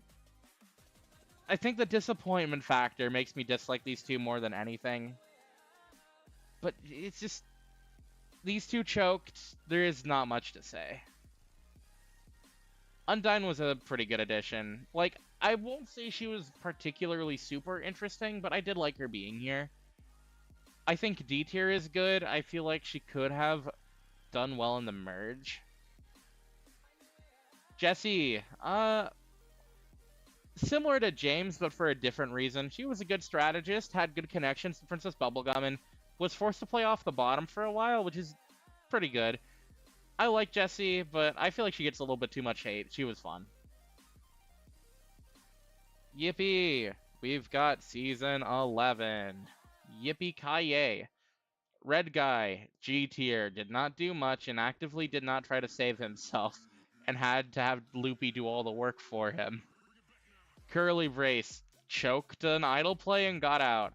Killer Bean did not have any connections, and refused to work with his own team, H tier. Brock, the only, like, notably good player in the season, had a strong alliance, and nobody really wanted to try targeting him because the format really didn't help it. Not double S tier. I would argue nobody in the season deserves double S tier.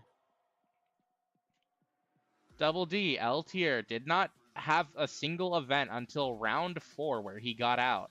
And his only event was with Penny, saying, "Hey Penny, can we form an alliance?" Iconic. Emmett was better in this season than in season 12, but not by much. I mean, Emmett is likable, nice, had an alliance with Dancing Banana and Tape, Didn't really do much otherwise. Tape was pretty fun, had that neat little idle play. I like it, but I don't know, they're not super interesting by any means.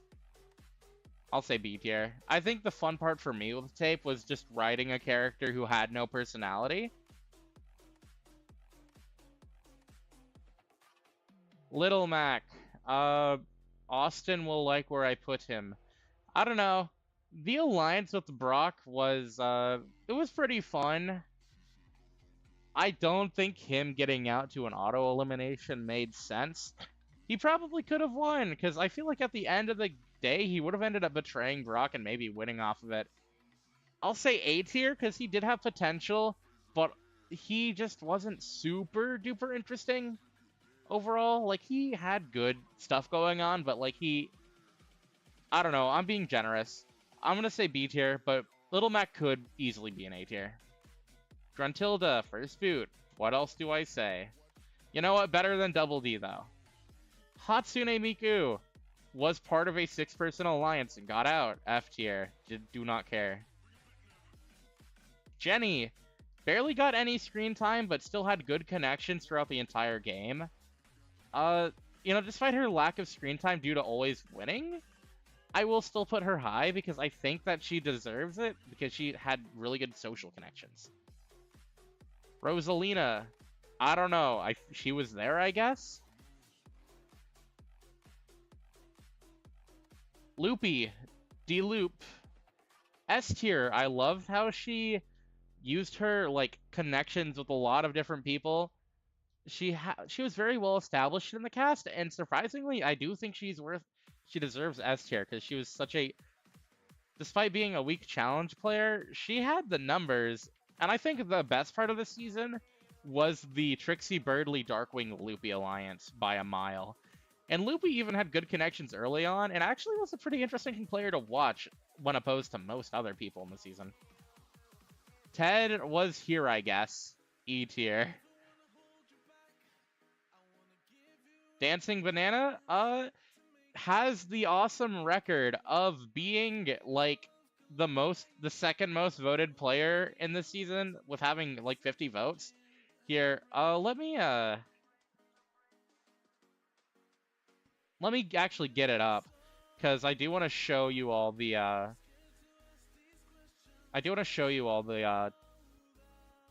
the tier, the spreadsheet. So, we've got, hey, yo, what's Zack Attack doing on here? Alright, but, let's go to Season 11, because we've got, if you look over here on the right, you can see that, Trixie has 51 votes, 49 votes for Dancing Banana. Pretty insane. I think that's pretty fun. Dancing Banana is fun because of it. Oh, I forgot to mention, you want to know who has the most votes in a Vote to Eliminate season? Greg Heffley. Greg Heffley has received more votes than anybody else in a Vote to Eliminate season. And here, let me show you Sticky Lou. We have Sticky Lou in this season who got 28. And in the season before, we have Peridot. 5th boot. So I think this is really funny, how Greg has 30 votes. Alright, back to the tier list. Okay, yeah, Dancing Banana, definitely B tier. Not a super interesting character, but the fact that he got so many votes is pretty interesting, I would say. Kumatora didn't really do anything other than attempt to target Brock later into the game, which, I mean, I guess it deserves a D tier at minimum. Bridget. Bridget was really fun. I loved her thing with Brock, and I love how she was like, she was a pretty strong player in the, once it came to a Vote to the Eliminate stage. In the merge. And was a really big threat to win, but Brock ended up, like, flipping back, and I think that's pretty impressive. Bridget was good. Getting Jenny out, definitely could have won. If it was a vote to eliminate season, I could probably see Bridget maybe winning. Birdly. You know where Birdly's going. S tier. Birdly's funny. And for me, being a funny character matters more than being a good player in this season. Darkwing, I do like the alliance, but he ended up being like the least prominent member of said alliance. Which, I mean, being a member of this alliance at all gets you a lot of points, but I'll say B tier. Speaking of said alliance, Trixie. Trixie is very borderline S tier for me, but I do think that she was like one of the weaker members of the alliance, with Birdly being an egotistical jerk, and then Loopy being pretty much the one keeping them alive. Trixie is still fun. I do like her rush to get out of the bottom from the point stage.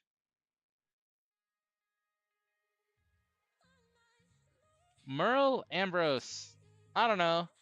I think he could have been interesting, but like, he was just there. Susie didn't really have much to do for most of the season, unfortunately. For one of my favorite characters of all time, I'll just like put her with Kumatora. I don't know. Soap was here, I guess. L tier. And Penny. Penny is not particularly awful, I guess. I don't know. I think she gets a lot of hate because she actually did not deserve to win the season, since Tapes would have voted Brock if I wrote it better. Do I think the hate is warranted because of that? It's hard to say.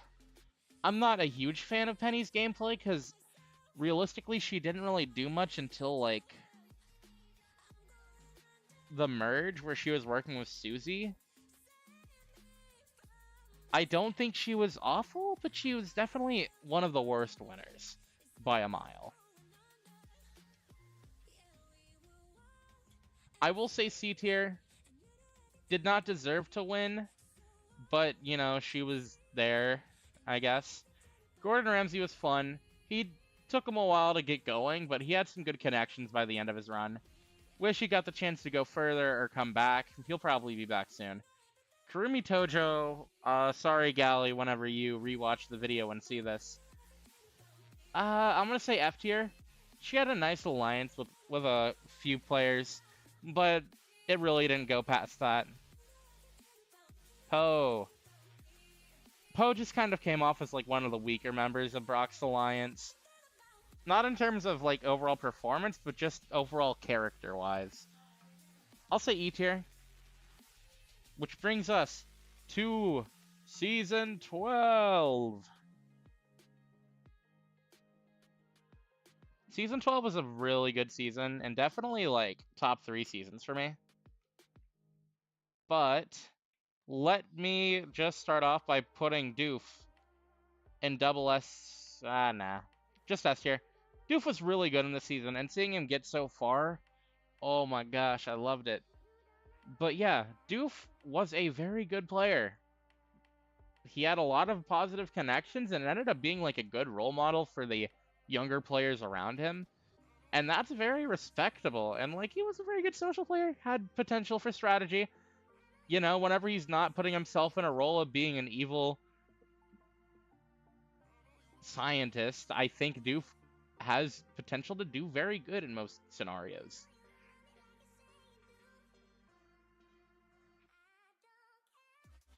Roderick Heffley. Roderick definitely got a glow up this season. And I really wish that he made Merge over Emmett, because Emmett did not do much, and I think Roderick really could have shaken up the Merge by a large margin. He was a surprisingly strong strategist. Like, if you remember, in the first phase of the game, like, he was working with, like, Spy and Bart, and he ended up, like, coming out on top in the end.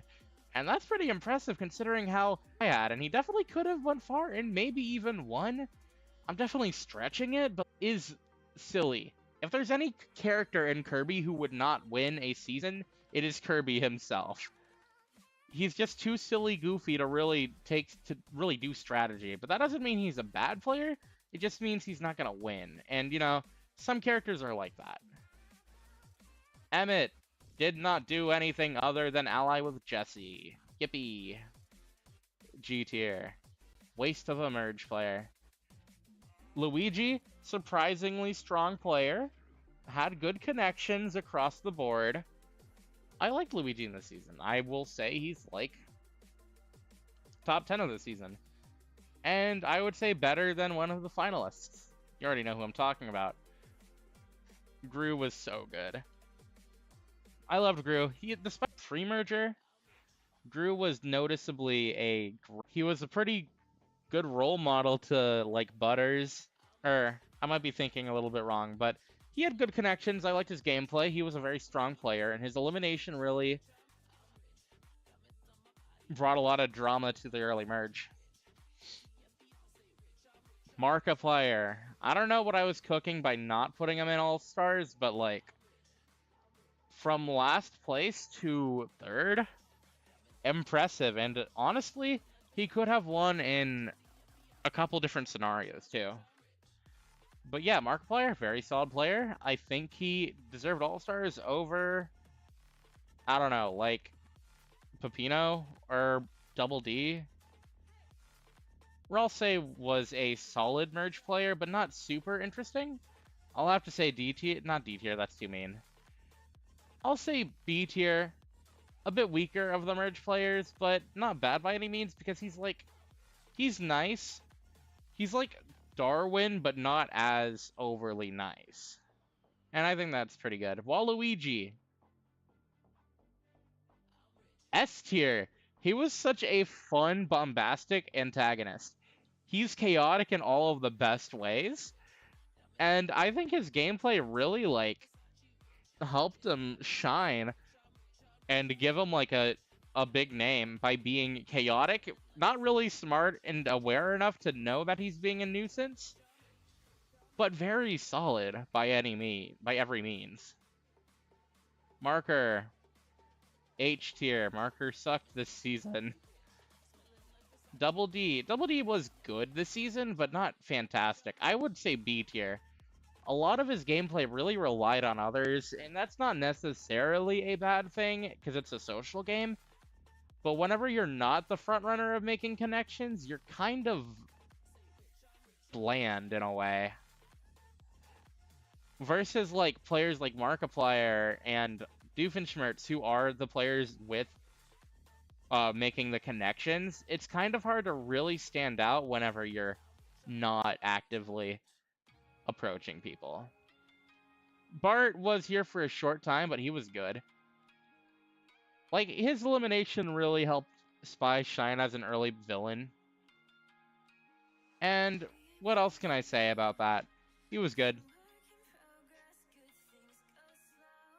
Benson, his elimination, unfortunately, was just, like, there to set the tone for the season, and that's okay.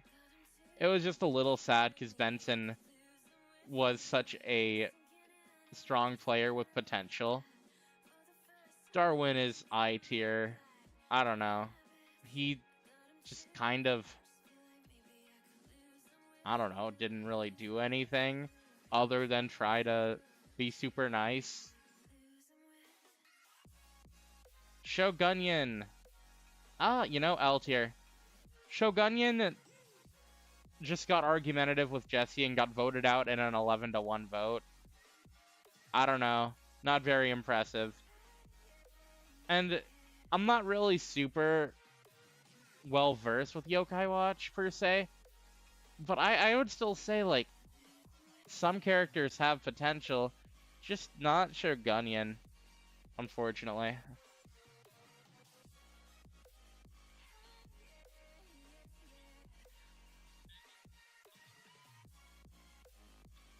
Alright, Butters. Shoutouts to Bowler Hat Froggo, by the way. Told me to shout him out. S tier. A tier, S tier, A tier, S tier. Butters was okay. he was just kind of like the innocent character that people took advantage of, in terms of like getting votes and stuff.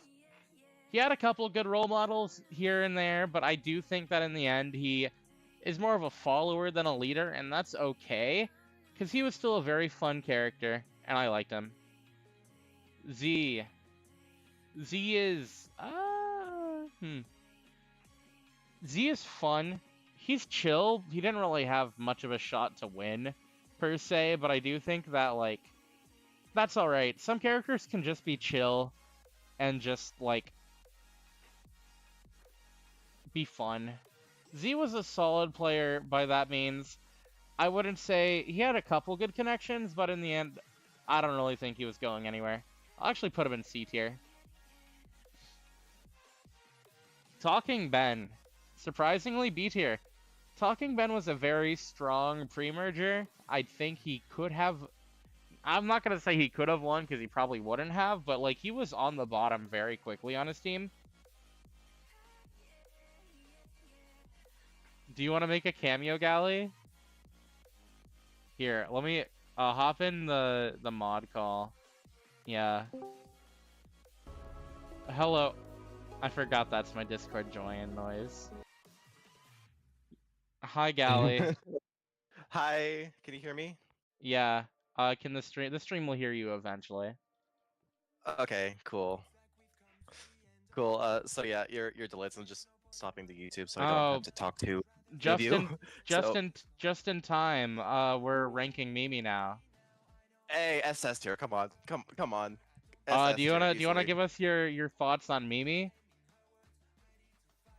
She was easily the best winner by bias reasons alone, not like the best. No, best you winner, you just have to statistics you have that- to like that you just, have like, to explain dissipates. it. No bias, just based on season 12 performance. Just based on season 12. Okay, so Mimi was a very prominent player, especially having to early on deal with having connections to Dementio, who obviously in previous seasons was a very bad guy, and also her and Marina in the Nintendo and Isabella in the Nintendo Girls Alliance was easily probably one of my favorite parts of the season, especially since these were the only 3 girls and they all got top 10. And I feel like her and Marina's friendship were easily like the best part of the season, hands down. She played a pretty perfect game, which people seem to argue that it was a little too perfect, but I feel like she just SS tier based purely off that. I'm sorry, I was putting the spotlight like right away, so like I'm kind of I kind of just rambled here. Okay. And now with that in mind, I will now rank Mimi in Shrek season 1 tier. All right. Thank you for your cameo. You're welcome. All right. I am not putting I'm not putting Mimi there. I think Mimi's a solid winner. Not as good as Rouge because Rouge Yarny. Not as good as Rouge by any means. I think Rouge just is a definite better player. And I think Rouge had a little bit more of a hill to go over. I think a big part of winners are that they should be great players, but they should also have a good story. And I do feel like Mimi's story was after overcoming the Dementio friend allegations early on, she didn't really have many obstacles in her way to win. She wasn't really a notable threat, with other players like Waluigi and King Dice being like such big threats, versus Rouge, who definitely was in the spotlight following the boot of Twilight. I don't know. SS tier, I will say, because I think that she is a better winner than Yarny.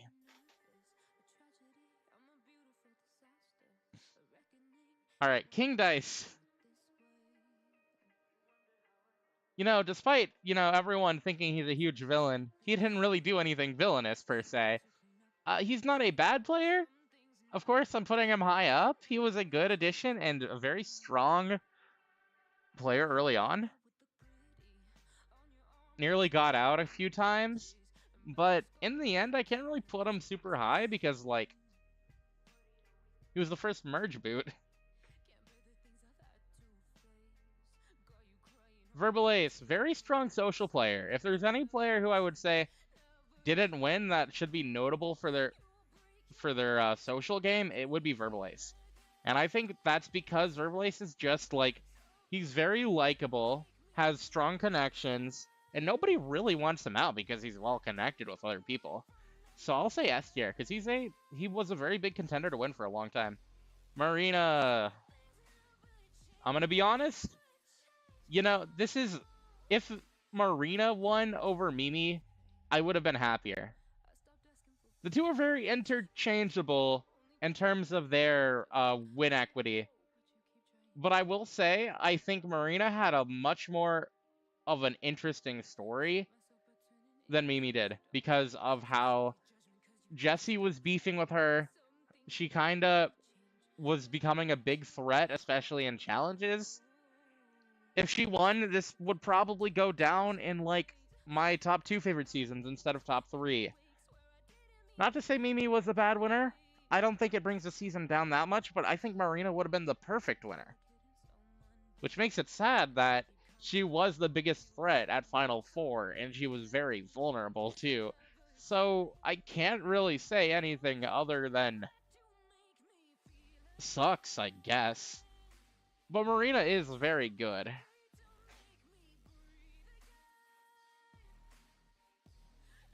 Fred Fazbear. Hor, hor, hor, hor, hor, hor, hor, hor.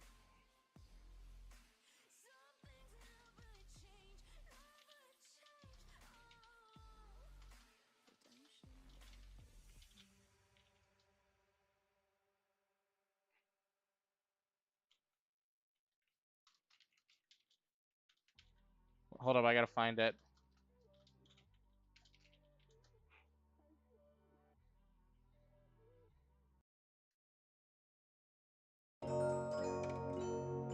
I think Freddy Fazbear is S tier.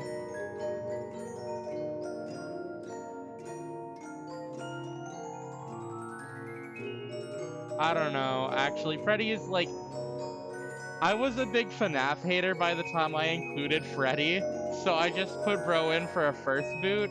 But now that I don't hate Freddy Fazbear as much, I I I think Freddy's like could have done better, honestly. Assuming that Freddy could just like walk around and communicate. I don't know what I was cooking with Freddy, but probably not as bad of a player as I wrote him to be. So with that, I'll just put him in I tier. Spy. Spy was a very good early villain. It's just hard to really say anything else because like everyone knows he was such a big threat and strong villain early on.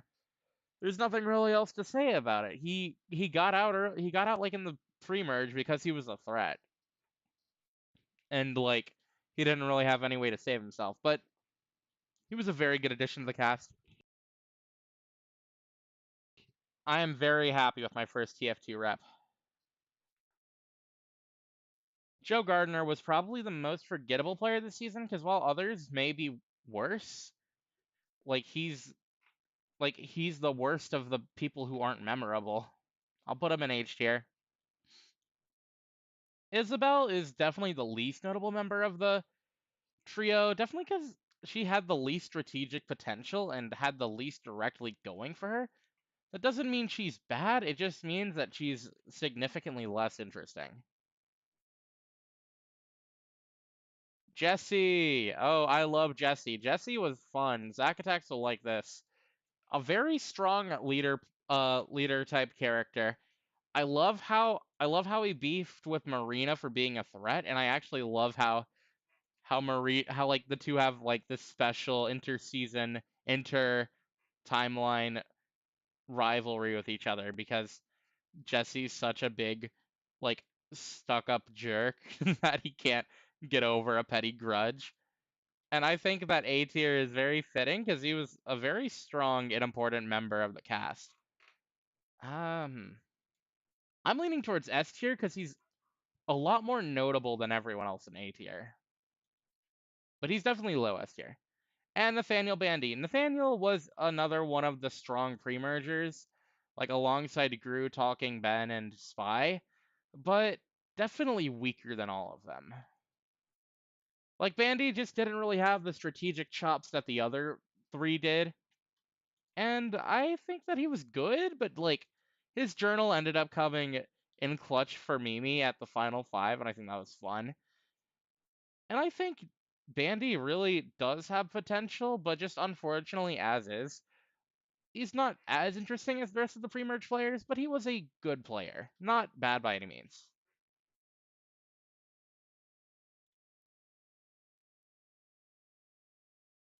Bandana D. Yeah, season 13. This is also my favorite non-All-Star season.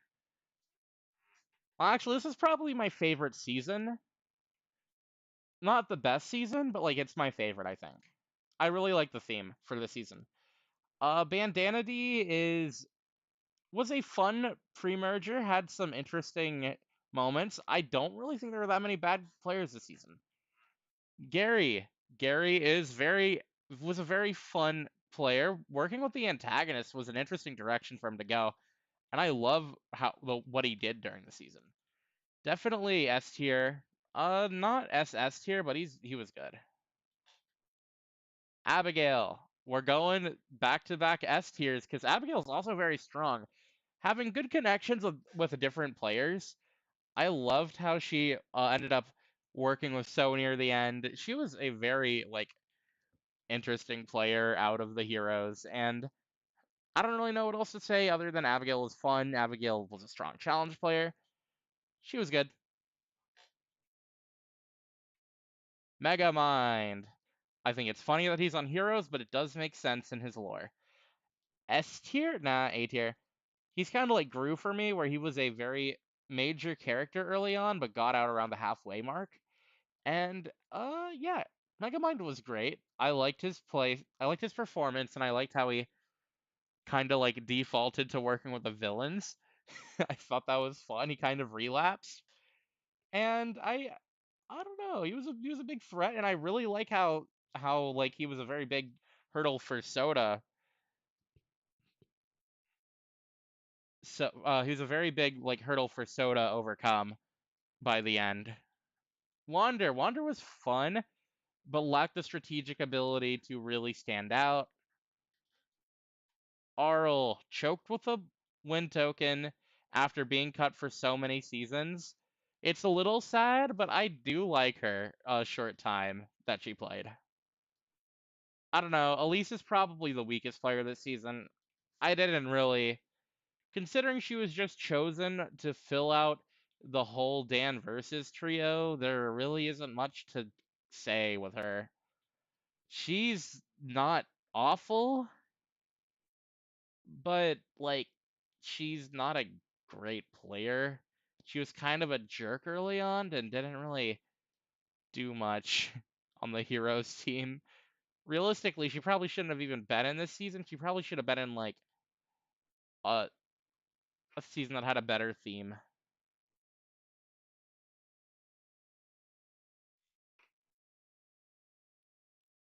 Why is everyone making fun of me improperly saying so? I'm gonna cry. Larry Boy was very funny. Loved his addition. A little sad he got out so early, but I think he was a great player for Gary to work with early on.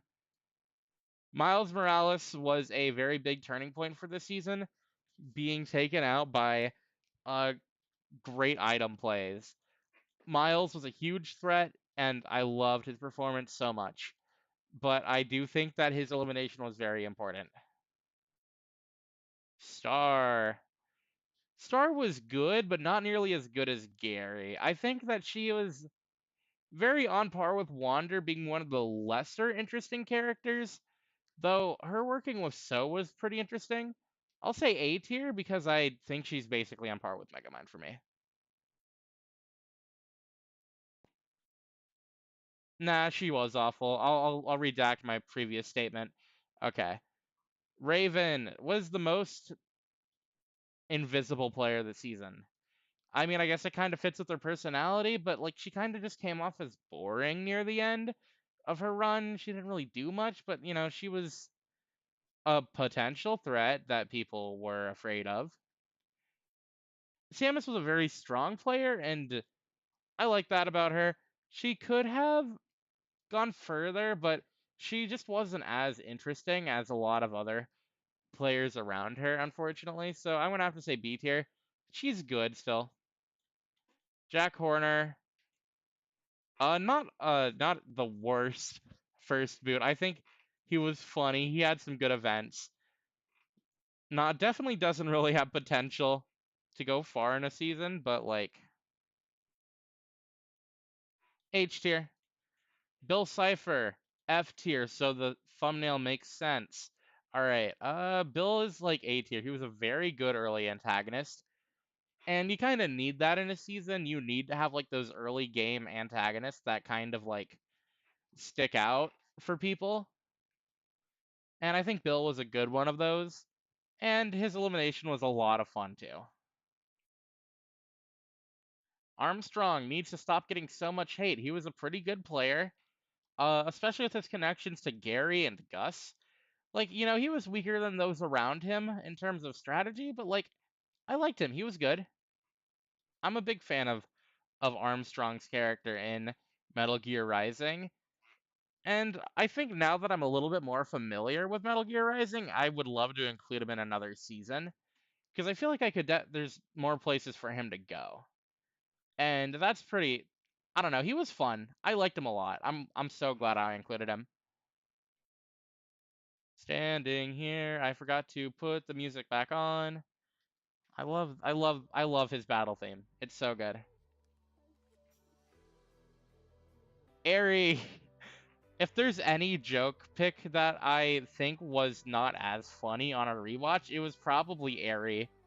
Because I feel like he was just kind of frustrating to most people, considering how little he did. I think he's funny, but like his funniness kind of caps out at the touchy subjects challenge where he just set himself. Other than that, he had no strategic merit, which kind of like goes against most joke picks.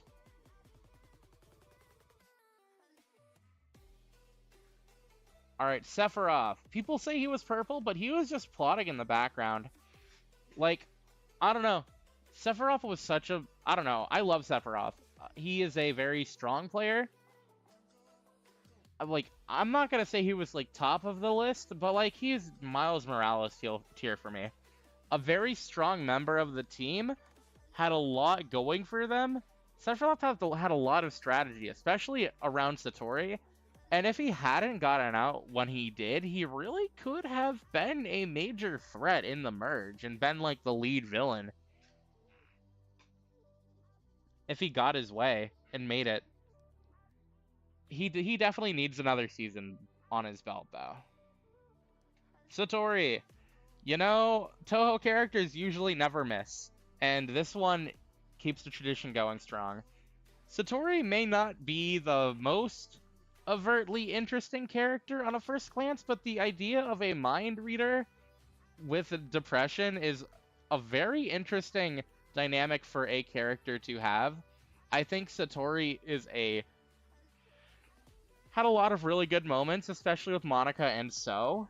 And I really like the dynamic that she had with like players like Sephiroth and her being more reclusive and coming out to socialize with more players. I liked her a lot, and her inclusion was a lot of fun. Actually, you know what? I'm gonna say Sephiroth B tier. He's very underrated for me. Alright. Alright.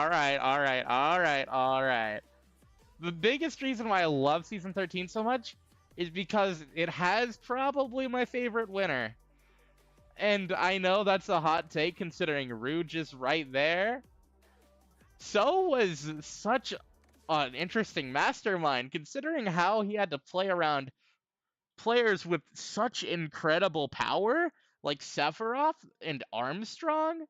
and how he had to like manipulate around Gustavo Fring, who was one of the most manipulative and smart characters in media. And Megamind, he had to outsmart so many players to even have a chance to win. And he had great connections, like with Star and Satori and Monica, and like he was able to like turn the tides for the less strong villains in the I don't know. He was like one of my favorite additions to the cast, and I'm so glad I finally put a Your Turn to Die character in a season that had voting in it, because So is such a manipulative bastard. He's so fun to watch. Honestly, yeah, he's like my favorite winner out of like this bunch. If I do think if Marina won, she would have been my favorite winner though. Dr. Eggman was funny, but he was way too over the top for the season for him to do well, which isn't necessarily a bad thing. I think he was a funny addition, and his announcement was a great moment. I'm gonna say B tier because he was funny and iconic, and that's really all you need. Spooky, if Raven was invisible, I think Spooky was a little bit more invisible because she really did not do anything in the season other than work with Mr. Electric for like a few rounds. But because her team never lost, it was really hard for her to do anything, and that's a little unfortunate considering how I do really like her character. Monica, not S tier, A tier. Yeah, I'll say S tier for Monica. I think she was like kind of discount So in a way, but she had her own stuff going on and she had her own goals, and I think she was interesting in that aspect. I just wish that she reached out to a few more people, but I do really like her gameplay.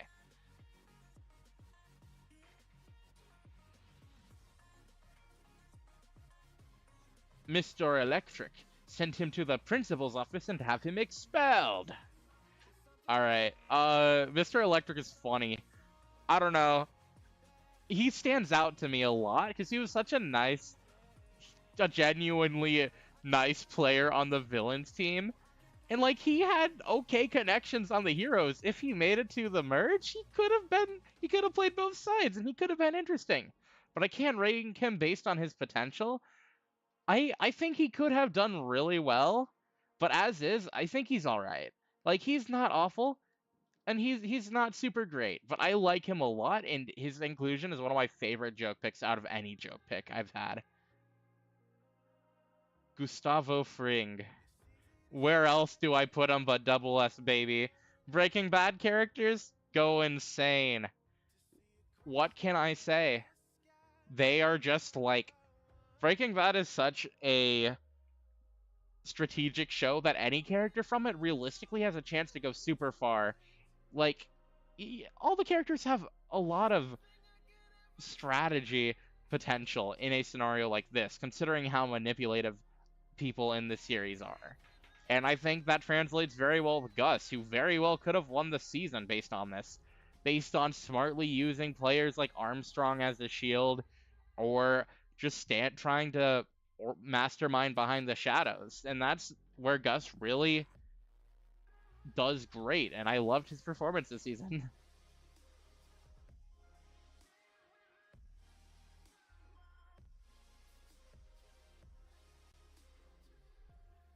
Cleveland Jr. Ooh, no, not L tier, that'd be mean. G tier. I mean, the bit was that he was just paid to come back, so he was just there for first boot fodder on the Eliminators team. Ben. We're already getting to the winner already. Ben was not a bad winner, but definitely on the lower end of the winner's scale for me, because I do A tier. I just think the Eliminators weren't really as interesting as like the Third Raiders or the Survivors. Just because, like, their team always won.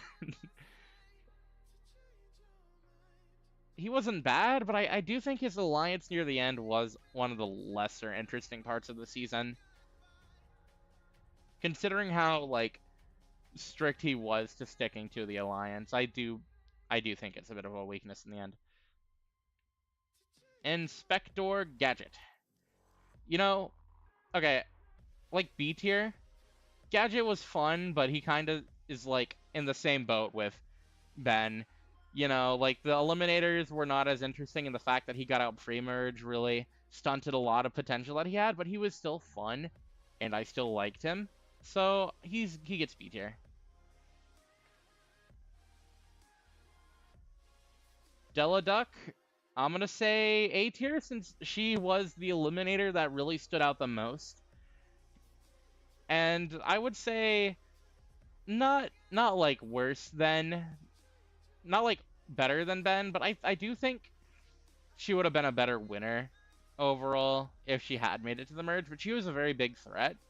And I like that she had a noticeable threat level, and she was fun. I'm so glad I brought her back. She was the most predicted to win.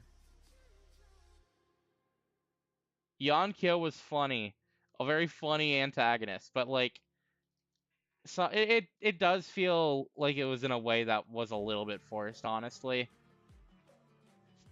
Like, she was way over the top, and that was funny to an extent, but that humor really could wear off depending on who you are. I'll say D tier, but she was very fun. Despite Party Phil getting to the merge, he kind of fell off after Yonkyo got out. And sorry, Siaku, but like, I don't know. I like Party Phil, but I don't know. Definitely the weakest member of the merge. Yakko. Yakko's getting like a B tier. His connection with Miku was like the only thing he really had going for him. So I will have to say he was definitely one of the most forgettable members of the merge. Though I will say he got into All-Stars because of his Season 9 performance, honestly. Hatsune Miku, I'm gonna be honest, is the best member of the Eliminators team. You know, on a first watch, she kind of seems like she's a little bit behind Ben, but honestly, she had way better social connections than he ever did. And with Melody, like, being her loyal ally, she had a really good shot at winning if Reagan hadn't, like, played her vote steal to determine the vote at that point in time. Had Ben not won the last two challenges, I think Miku would have won instead. And I think that's okay, because Miku was a lot of fun this season. And, I don't know, best eliminator? I don't know, am I biased for Hatsune Miku? Yeah, probably. I don't know, I'm confident in an S tier placement for Miku. Confucius is, I don't know, it's just Z again. Like, honestly, Z is like, both of these characters are like chill, kind of dumb. There's really not much either of them really have, except Z had connections while Confucius didn't have great connections. Captain Chuck Hall was fairly forgettable. I'll say I tier. I, Captain. Gonzo was I don't know, a very overlooked player. Kind of like Sephiroth, but not as... But I don't have as strong opinions on Gonzo as I do Sephiroth. Like, Gonzo was pretty good, had a lot of good connections and good strategy potential, and could have played a better under-the-radar game following the merge had he made it there. I'm gonna say C tier, but I like Gonzo. Is confirmed for a season at some point, so all Gonzo fans, don't you worry. Alright, Reagan, Ridley.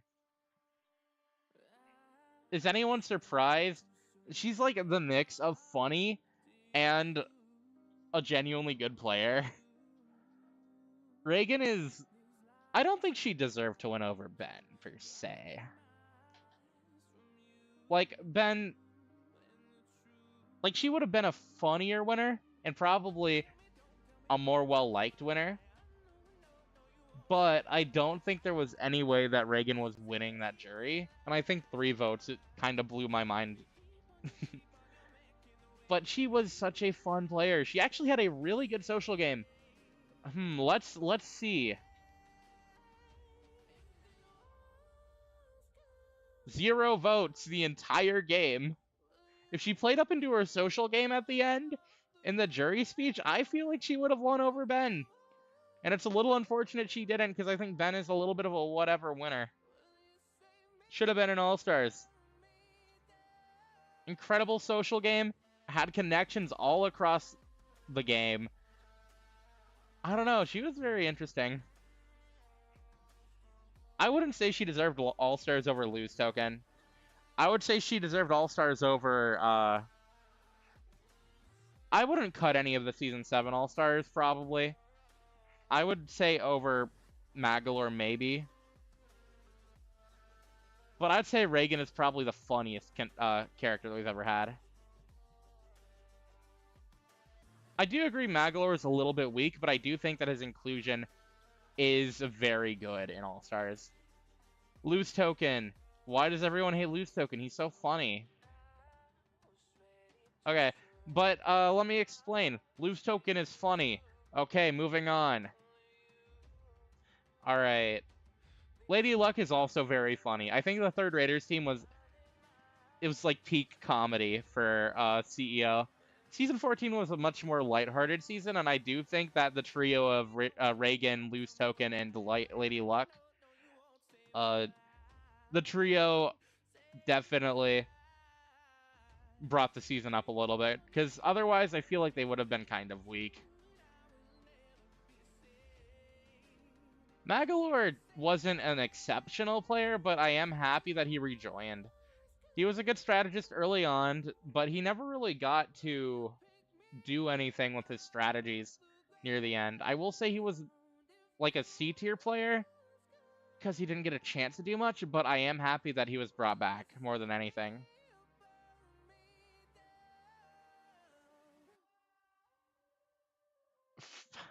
Fred. He was aware for a round. That brings him up to H tier. Richard Nixon! Where am I putting Richard Nixon at? No, so he can't be that good, right? You know, I'm putting him in S tier. He's funny. I don't know. He really fit the bill of this being a very comedy-oriented season, with Richard Nixon doing Watergate 2 with cameras set up. Really, like, setting up a bunch of, like, other players to become bigger threats, too. Richard Nixon is great. I think he was one of the best players of the season. No, not really. He was funny, but, like, he's not super incredible. But his thing with the man was also really entertaining for me. Richard Nixon was voted for in every elimination. You know who else was voted for in every elimination? The man with no name got a vote in every single elimination he attended. I think. I gotta double check here. Where's the man? Okay. Yep, the man got votes there. Was the man the only... I don't think the man got votes in elimination 12. Did in elimination 10. Got votes here. Got votes here. Yeah. I think the man's getting a vote in most of his eliminations is a little bit more impressive than Nixon's. Alright. But we'll get to the man later. Carly was okay. Not really a super interesting player, but, you know, she was fun. I'll say D tier. Irresponsible dad, I don't know. First boot that didn't really contribute to much. Some first boots can be good by, like, setting the tone of the season, but some are just, like, not super interesting. Melody. Yeah, honestly, I didn't like Melody that much. Their plot with, like, Barry and the Missing Idol wasn't interesting. And their plot with Ben, not very interesting either. I don't know. Ben was, like... them being like super like beefing with Ben, not that interesting. And I don't know. The only thing that they really did that was interesting was ally with Miku and the man. I wish that the alliance with the man was leaned into more because I did like that duo. It was fun. I feel like the season would have been a lot better if like Melody worked more with the man going into the merge.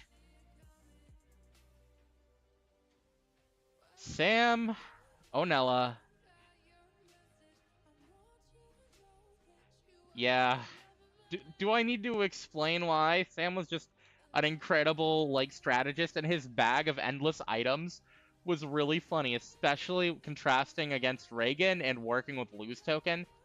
Like these three are like among the funniest CEO characters for me. I love them. Barry. Yeah, no, Barry's like H tier. Zach has got me hating Barry, honestly.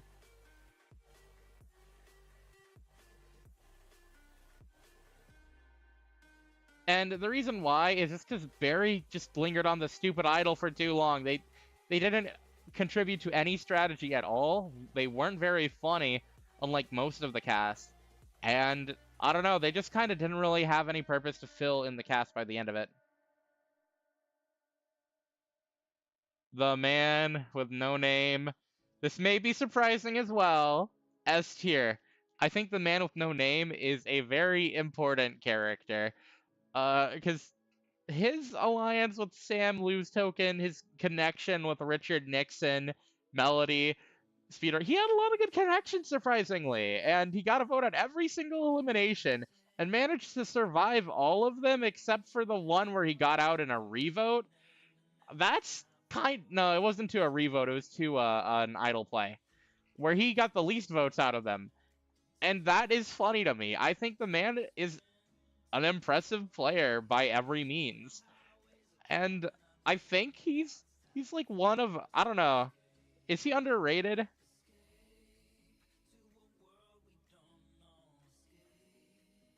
No, I think he's like I think that the man gets a lot of due respects. He might not have been as funny as Reagan, Lose Token, Salmonella, Lady Luck, or Richard Nixon, but I think he actually had a good game, like overall. And I definitely could have seen the man winning if he hadn't gotten out his early merge. If like say the finale was like Lose Token Salmon, the man wins. And probably could win a couple other finales too. I like him a lot.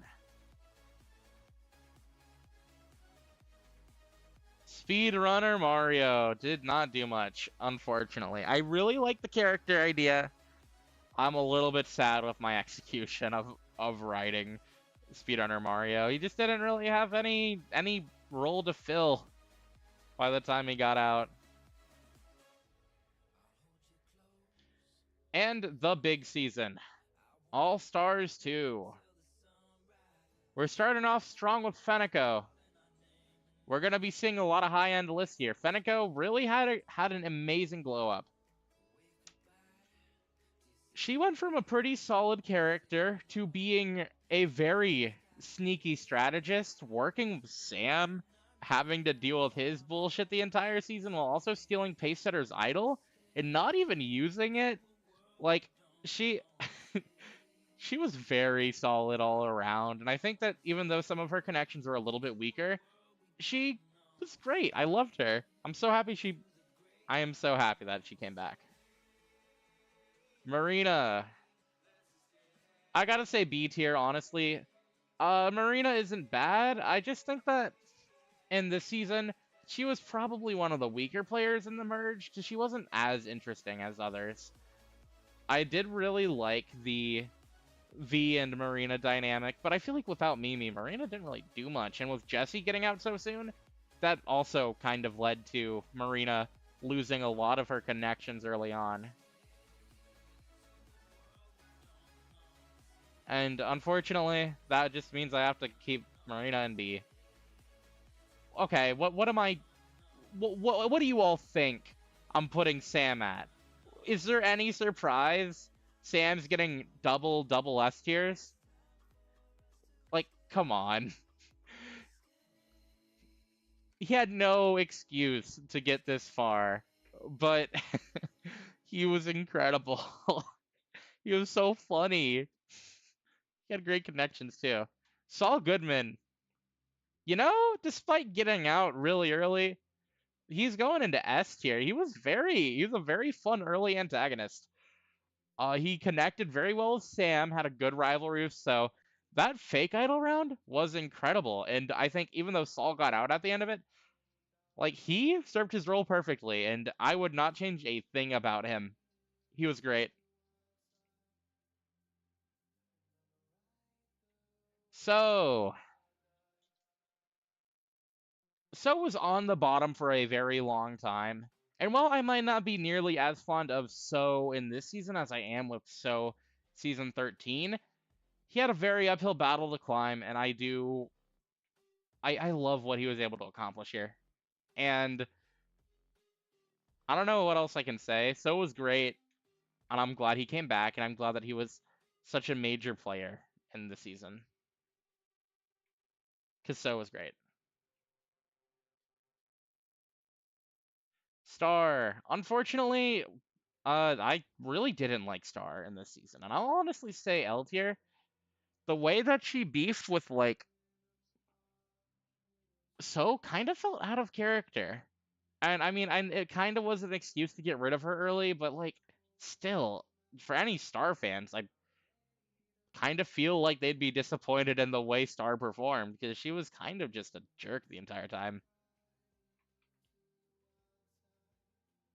I don't think So should have been the double winner. Because if it wasn't going to be Pacesetter, I don't think there should have been a double winner. I think it should have, like, probably been Brock. But I don't know. We'll get to Pacesetter soon, and we can talk more about that. Tape. I don't know. Tape was okay. Tape just kind of, like, was Fenico, but very not interesting. Yeah. V. I don't know. This duo wasn't as interesting as it probably could have been. I think V was good. Like, I don't dislike V by any means in this season. I think she was good. I think she was very interesting after Marina got out. I'm gonna be honest.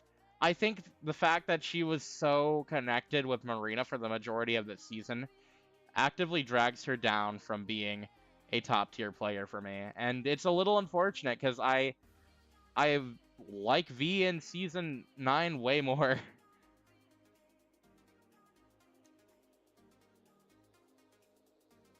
Baljeet.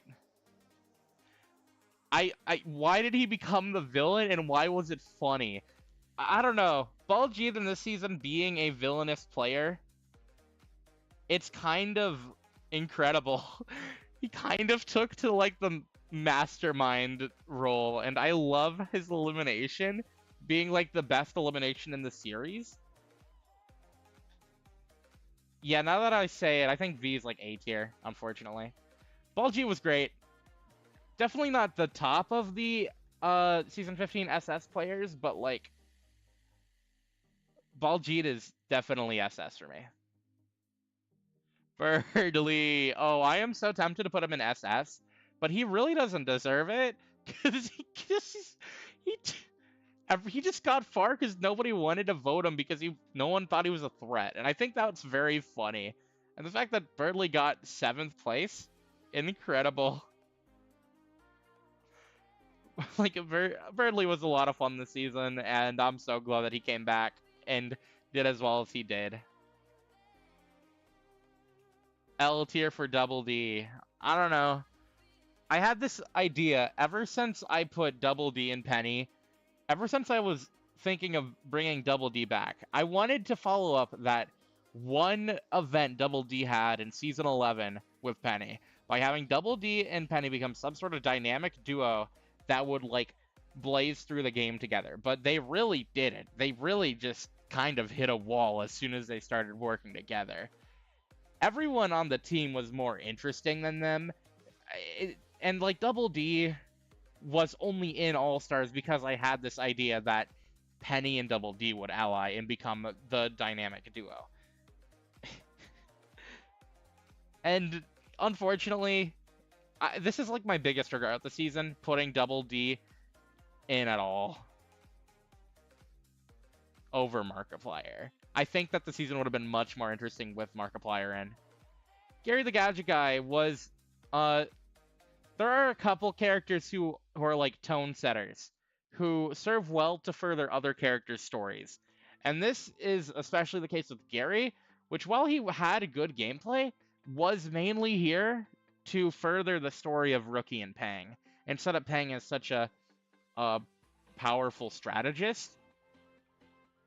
Unfortunately, Gary getting out is just a side effect of that, and he just wasn't able to do as much due to it. Gustavo was another one of those tone setters where, like, Gustavo was never going to go far on the team that he was placed on, which is unfortunate due to how strong he was in Season 13. Making the cast and knowing the teams, I knew he was getting first out. It was just unfortunate, and I do think that Gustavo got robbed here. But not in the same way that Lapis got robbed. I will say H tier instead. Magolor. Very big glow up from Season 14. But I put him in knowing that he would be a very strong strategic player. And he did pretty much everything I thought he would. He connected with King Dedede very well. He was very well established with the more strategic players. I just think he lacked the more interesting parts that the players in Double S have.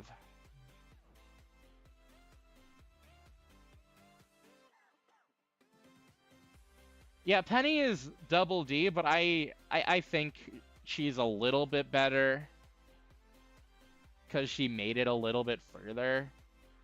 But she still didn't really improve as much as I'd like her to. I really wanted Penny to redeem herself and go far and maybe make merge and maybe get to alumni.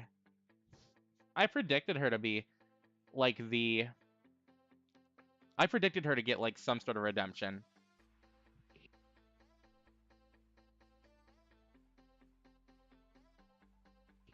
Tim was pretty good this season. I liked his inclusion here.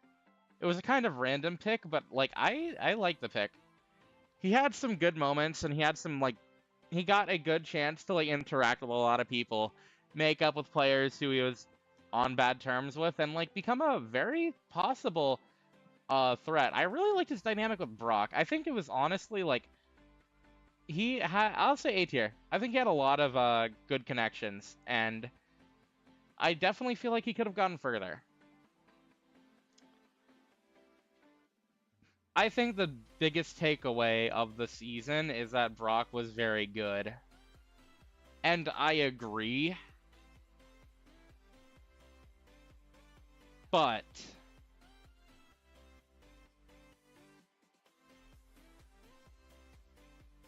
I feel like the story was just written around Brock. I'm going to be honest. Season 15 was very hard for me to write. And I think a big reason of that was because it was very narrative oriented rather than me making it gameplay oriented. And I think a big side effect of that was, you know, Brock had a great story and all, but I didn't like his gameplay. And for this list, I'm kind of looking more at what a player adds to the gameplay of the season. Brock doesn't really add as much as he should. He's not bad. S tier is still good. And honestly, like whenever I reorganize it, I will probably bump him up to double S tier. But I don't know. I just don't think he's nearly as interesting as like the top 5. I don't think he's like top 5 of the season for me. And again, he is not bad by any means. I like Brock and Dedede a lot. I just think that Brock just kind of kept to himself for a large chunk of, like, he just, like, once he was in Merge, I feel like he got a little bit less interesting with just, with, like, only connecting with, like, a few people at a time and just being limited in those connections. And, like, as much as I like his story, I really don't think he would have made a good winner. It would have made sense, you know, with the story, but I don't know. I don't like writing narrative-based stories with like CEO as much. It kind of demotivates me in a way, because instead of like being able to write a character and like have them get out whenever, I kind of have to like write people to get certain closure, and people have to get further because of that. And I think Brock is like, me not being as attached to Brock is definitely because of that. Because it felt like he had to at least get to the finale. It felt like he was like there was no getting around him getting to the finale, and that's not a bad thing. It just felt like like if he got third, it would have been, like if he got anywhere other than second or first, it would have been disappointing for people. And I kind of felt like I had to write Brock into that finale spot rather than he actually earned it with his gameplay. Like, he had good connections, but I don't know.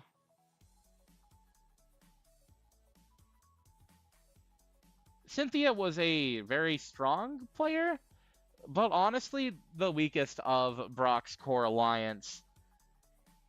I think. It was a good alliance. I do think Cynthia just had some weaker connections and just she wasn't nearly as interesting as she probably should have been here. DDD. DDD was very good. I think he really showed off that he was such a good strategic player and social player. He was very well balanced. And I'd say S tier is fitting.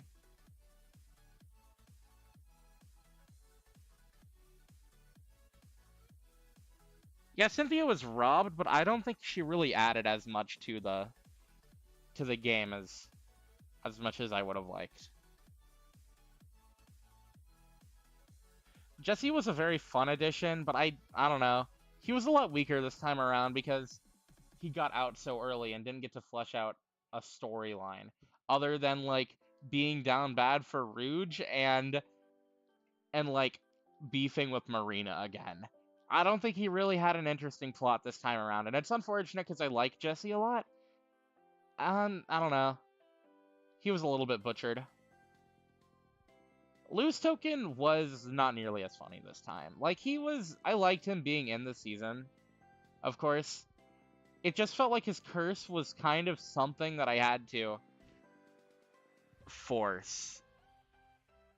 And, you know, I did have to force it in Season 14, but if this was, like, Season 18, and, like, we got some time away from Loose Token, having to deal with, like, 2 seasons with, like, curses that impacted teams losing in like, a specific way was kind of boring.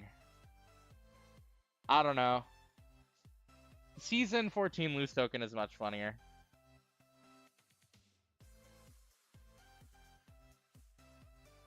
Pacesetter. I'm putting in double S tier.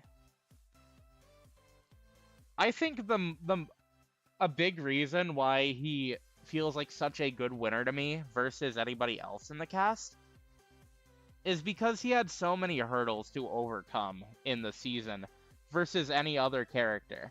Like, he had to adapt his gameplay to meet the situations that he was forced into. People thought he was a threat, and nobody wanted to ally with him on the strength team, so he had to work with Loose Token to get around it. He had to reach out and beg Cynthia to work with him. He had to deal with his idol getting stolen. He had to get immunity, otherwise he would be voted out. I don't know. Like, Pacesetter was a lot of fun to write because he was such a big threat, and he was constantly getting targeted the entire season, and I don't think he was ever given a real break at any point, which is a big reason why I like him a lot more winning over most other people. Because So had a target on his back, but I think that So at least was able to get good, substantial connections versus Pacesetter, who kind of had to work for those. And, you know, I just think it's very impressive that he won. You know, maybe he might not have been as interesting or as satisfying to win as Brock, but he fought a lot harder than Brock had to win. And I think that's a little bit more respectable in my opinion.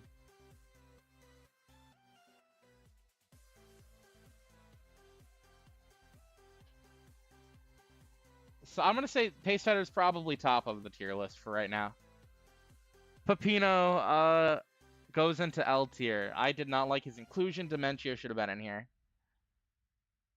Yarny. What am I doing? Yarny is I tier. Yarny was just a jerk the entire season, which is kind of a massive turnaround for how he actually was in season 8.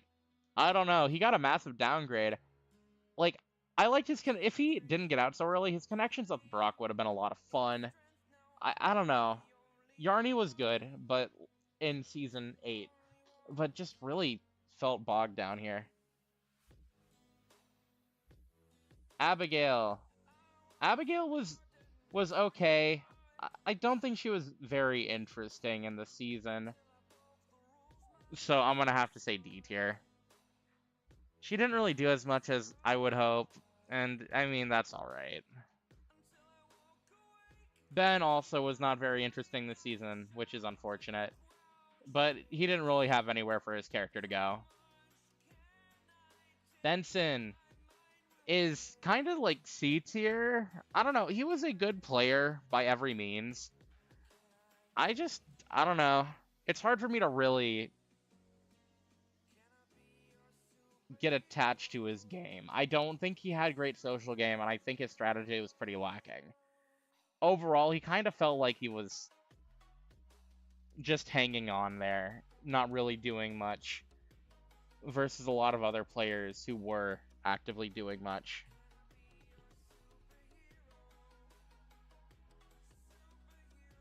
Boxing Glove. I don't know. Boxing Glove was kind of annoying most of the season.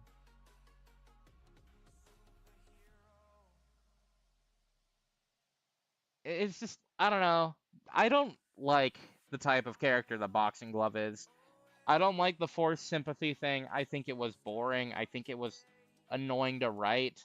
And at like certain points, I just wish that he would get out already, so I could focus on other characters that actually deserve to be there. And it's unfortunate because Boxing Glove was actually a really fun character in season 8 because he actually he earned the sympathetic points. Greg, I don't know, didn't really do anything this season. Papyrus was funny, but annoying. Like, he was kind of there, but not in a good way, honestly. Twilight improved on her gameplay, I guess? I don't know. It's really hard for me to judge where Twilight should go. But she did improve on her playstyle, and she did well. It's just, she wasn't as interesting this time around as her Season 9 performance, I don't think. Because after her allies got out, she just kind of was left to work with whoever she could. Yakko. Yakko was very fun for me. I love how chaotic Yakko is. I'm very fond of him and his playstyle. I think S tier is fitting.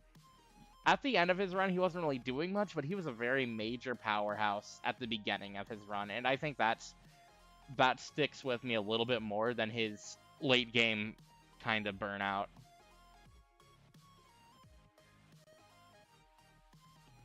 Doofenshmirtz, I liked a lot this season, but kind of fell off a little bit because his only connection really was with Verbalace.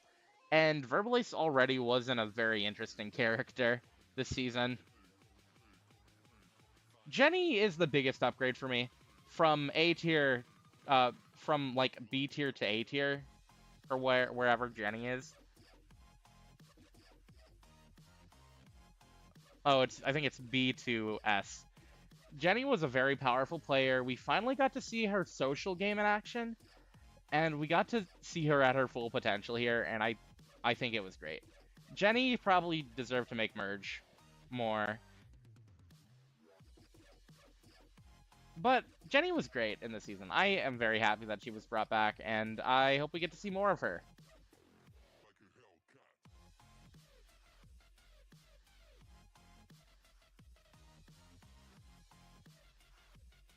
Miku was not as interesting as her season. I don't know. Miku's like C tier. It kind of felt like she didn't really have a ton to do this season, unfortunately. And I mean, I keep saying unfortunately, but I feel like a lot of these.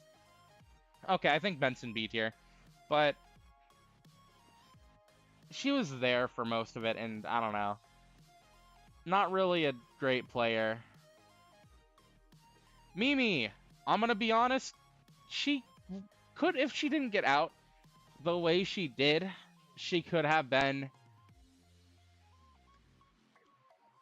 I'm not putting her in double S. She could have been more interesting than her first season inclusion. I loved her connection with Jenny and Miku and Pang, especially with Pang. But I feel like that's pretty much all she had. But honestly, she was still very interesting. And I liked her a lot. I think her best part was her elimination, putting Sam back into the spotlight of being a villain. I would say she is robbed, but also I would say she kind of deserved it. Peng fell off after the Gary boot. Like, he did well, and I liked him being there, and I liked his connection developing with Rookie, but it didn't end up really going anywhere or really mattering by the end. And that's unfortunate because I think instead of Peng feeling a little guilty after betraying Rookie, if he just leaned into the villain persona more, that would have been better. I think the worst thing that happened to Peng was Jenny not making merge. That really would have like set up for a more interesting merge with Peng. I'm not sure who would have gotten out instead of Jenny, but like I really do think if Jenny was there, the merge would have been a lot more interesting. Rookie is good. I would say right next to Peng. Not bad, but like he definitely wasn't nearly as interesting as V, who was kind of his main ally after Peng got out. And I mean, that's alright. I'm glad he did better.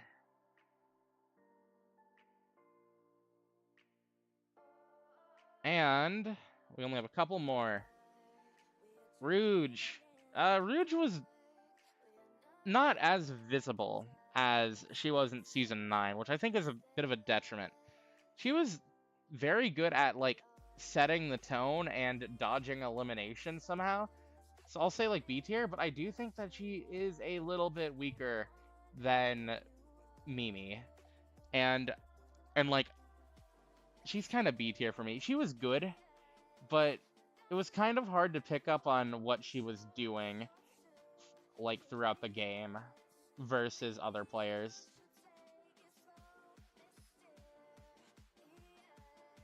And Verbalace gets F tier. He was just kind of there. And that's the tier list! What an anticlimactic way to end! Yeah! No, but this is the tier list. Oh, but we do have one more thing I would like to do. I would like to get the top 10 CEO characters. So, who is my number 10 pick? Let me see. Actually, I think it'd be easier if I just ranked it from 1st to 10th. I think my favorite character in all of CEO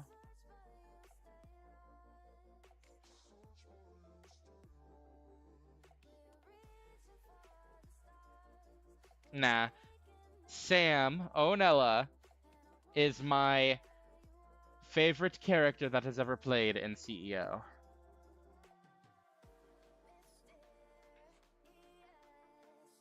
I will say second place for me is going to be Pacesetter, Fenico, Sam again, So, Rouge, Reagan,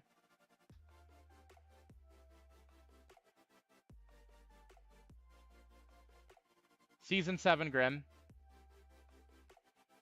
Dementio, and Marina.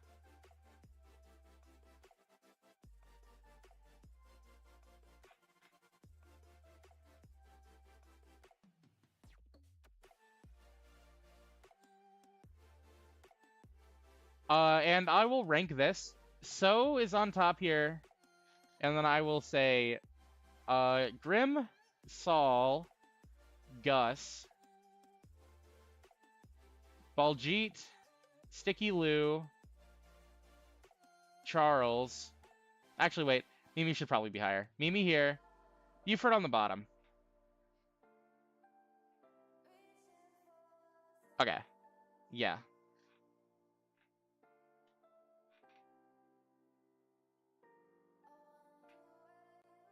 Okay. And I do want to move a couple players up to double S tier real quick. I'll move up Brock, Madeline, Stan, I think, Sticky Lou, Raymu, V, Mr. Beast. Nah, Mr. Beast doesn't get a double S. Baljeet.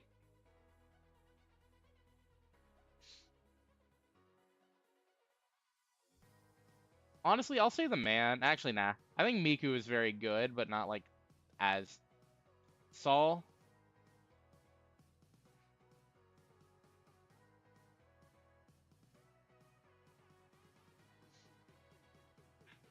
Okay, I do think Brock is better than a few of these people.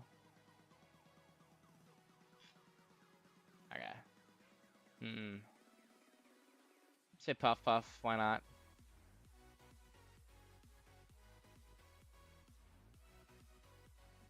Markiplier.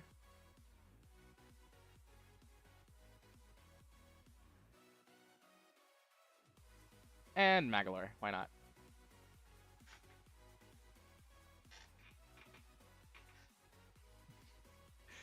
Okay, I'll now rank SS tier now that it is finalized SS tier. Okay. I will say Madeline is definitely higher than a good chunk of these people. I think Stan is fine where he is. Sticky Lou is probably a little bit higher. I think Sticky Lou is a better winner than Yarny. It's close though. Raymu is like here-ish. V's good. I think V's good there. I think Saul's like at the bottom here. Then Markiplier, and then Magler above Puff Puff. Magler above Baljeet. Okay. I'm not gonna bother organizing all of these. I just want to organize the top tiers. So yeah. Okay, Simons. Second Coming. Mr. Beast. Pacesetter. Say. Yeah, I'll say Bingo. Earl and Flint. Scott and Raymu.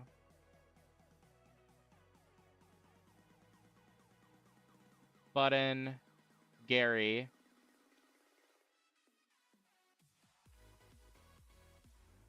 Miku. The man. Jenny. Doofenshmirtz.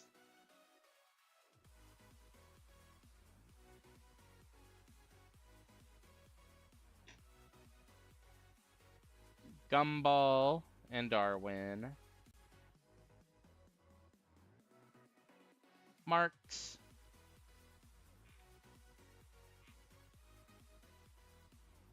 Rowlet. Vsauce, Michael, Amity.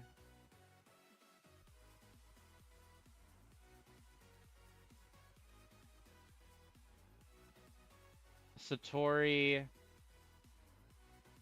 Richard Nixon. Bridget. Brock.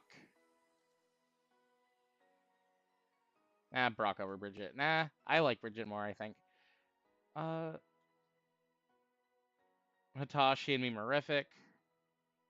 Papyrus. Monica, Lady Luck. Birdly should be higher. DDD should also be higher.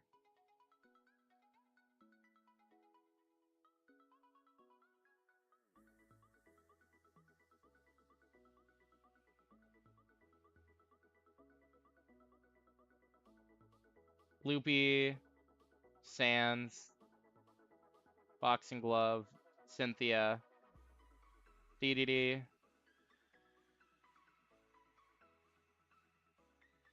say Yakko, put Waluigi a little bit higher.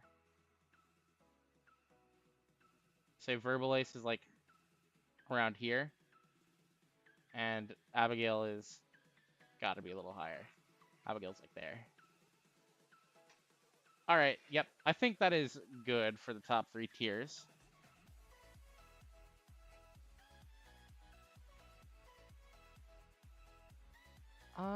Yeah, and I think that is a good place to end it off. These are my top 3 tiers. This is my A tier and B tier. This is my C and D tier. This is my E and F tier.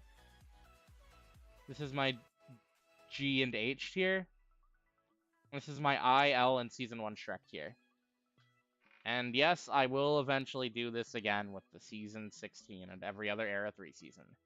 So that is it for me. Thank you all for tuning into this stream. And I do have the Roblox Time Tycoon music playing. Alright. Thank you all for stopping by, and now's a good time to end the stream. I'll see you in the next stream. I might start streaming more stuff in the near future, so look forward to that. Alright, I will see